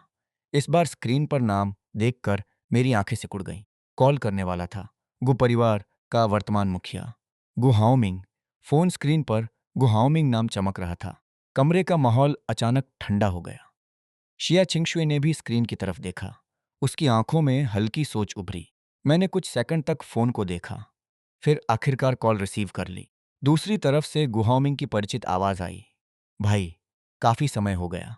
मैंने शांत स्वर में जवाब दिया, सीधे मुद्दे पर आओ। गुहाओमिंग हल्का हंसा। लगता है तुम अब भी मुझसे नफरत करते हो, लेकिन आज मैं लड़ने के लिए फोन नहीं कर रहा। दादाजी तुम्हें वापस बुलाना चाहते हैं। मेरी आंखें तुरंत सिकुड़ गईं। वापस? गुहाओमिंग बोला, हाँ। दादाजी की तबीयत ठीक नहीं है और वह तुमसे मिलना चाहते हैं।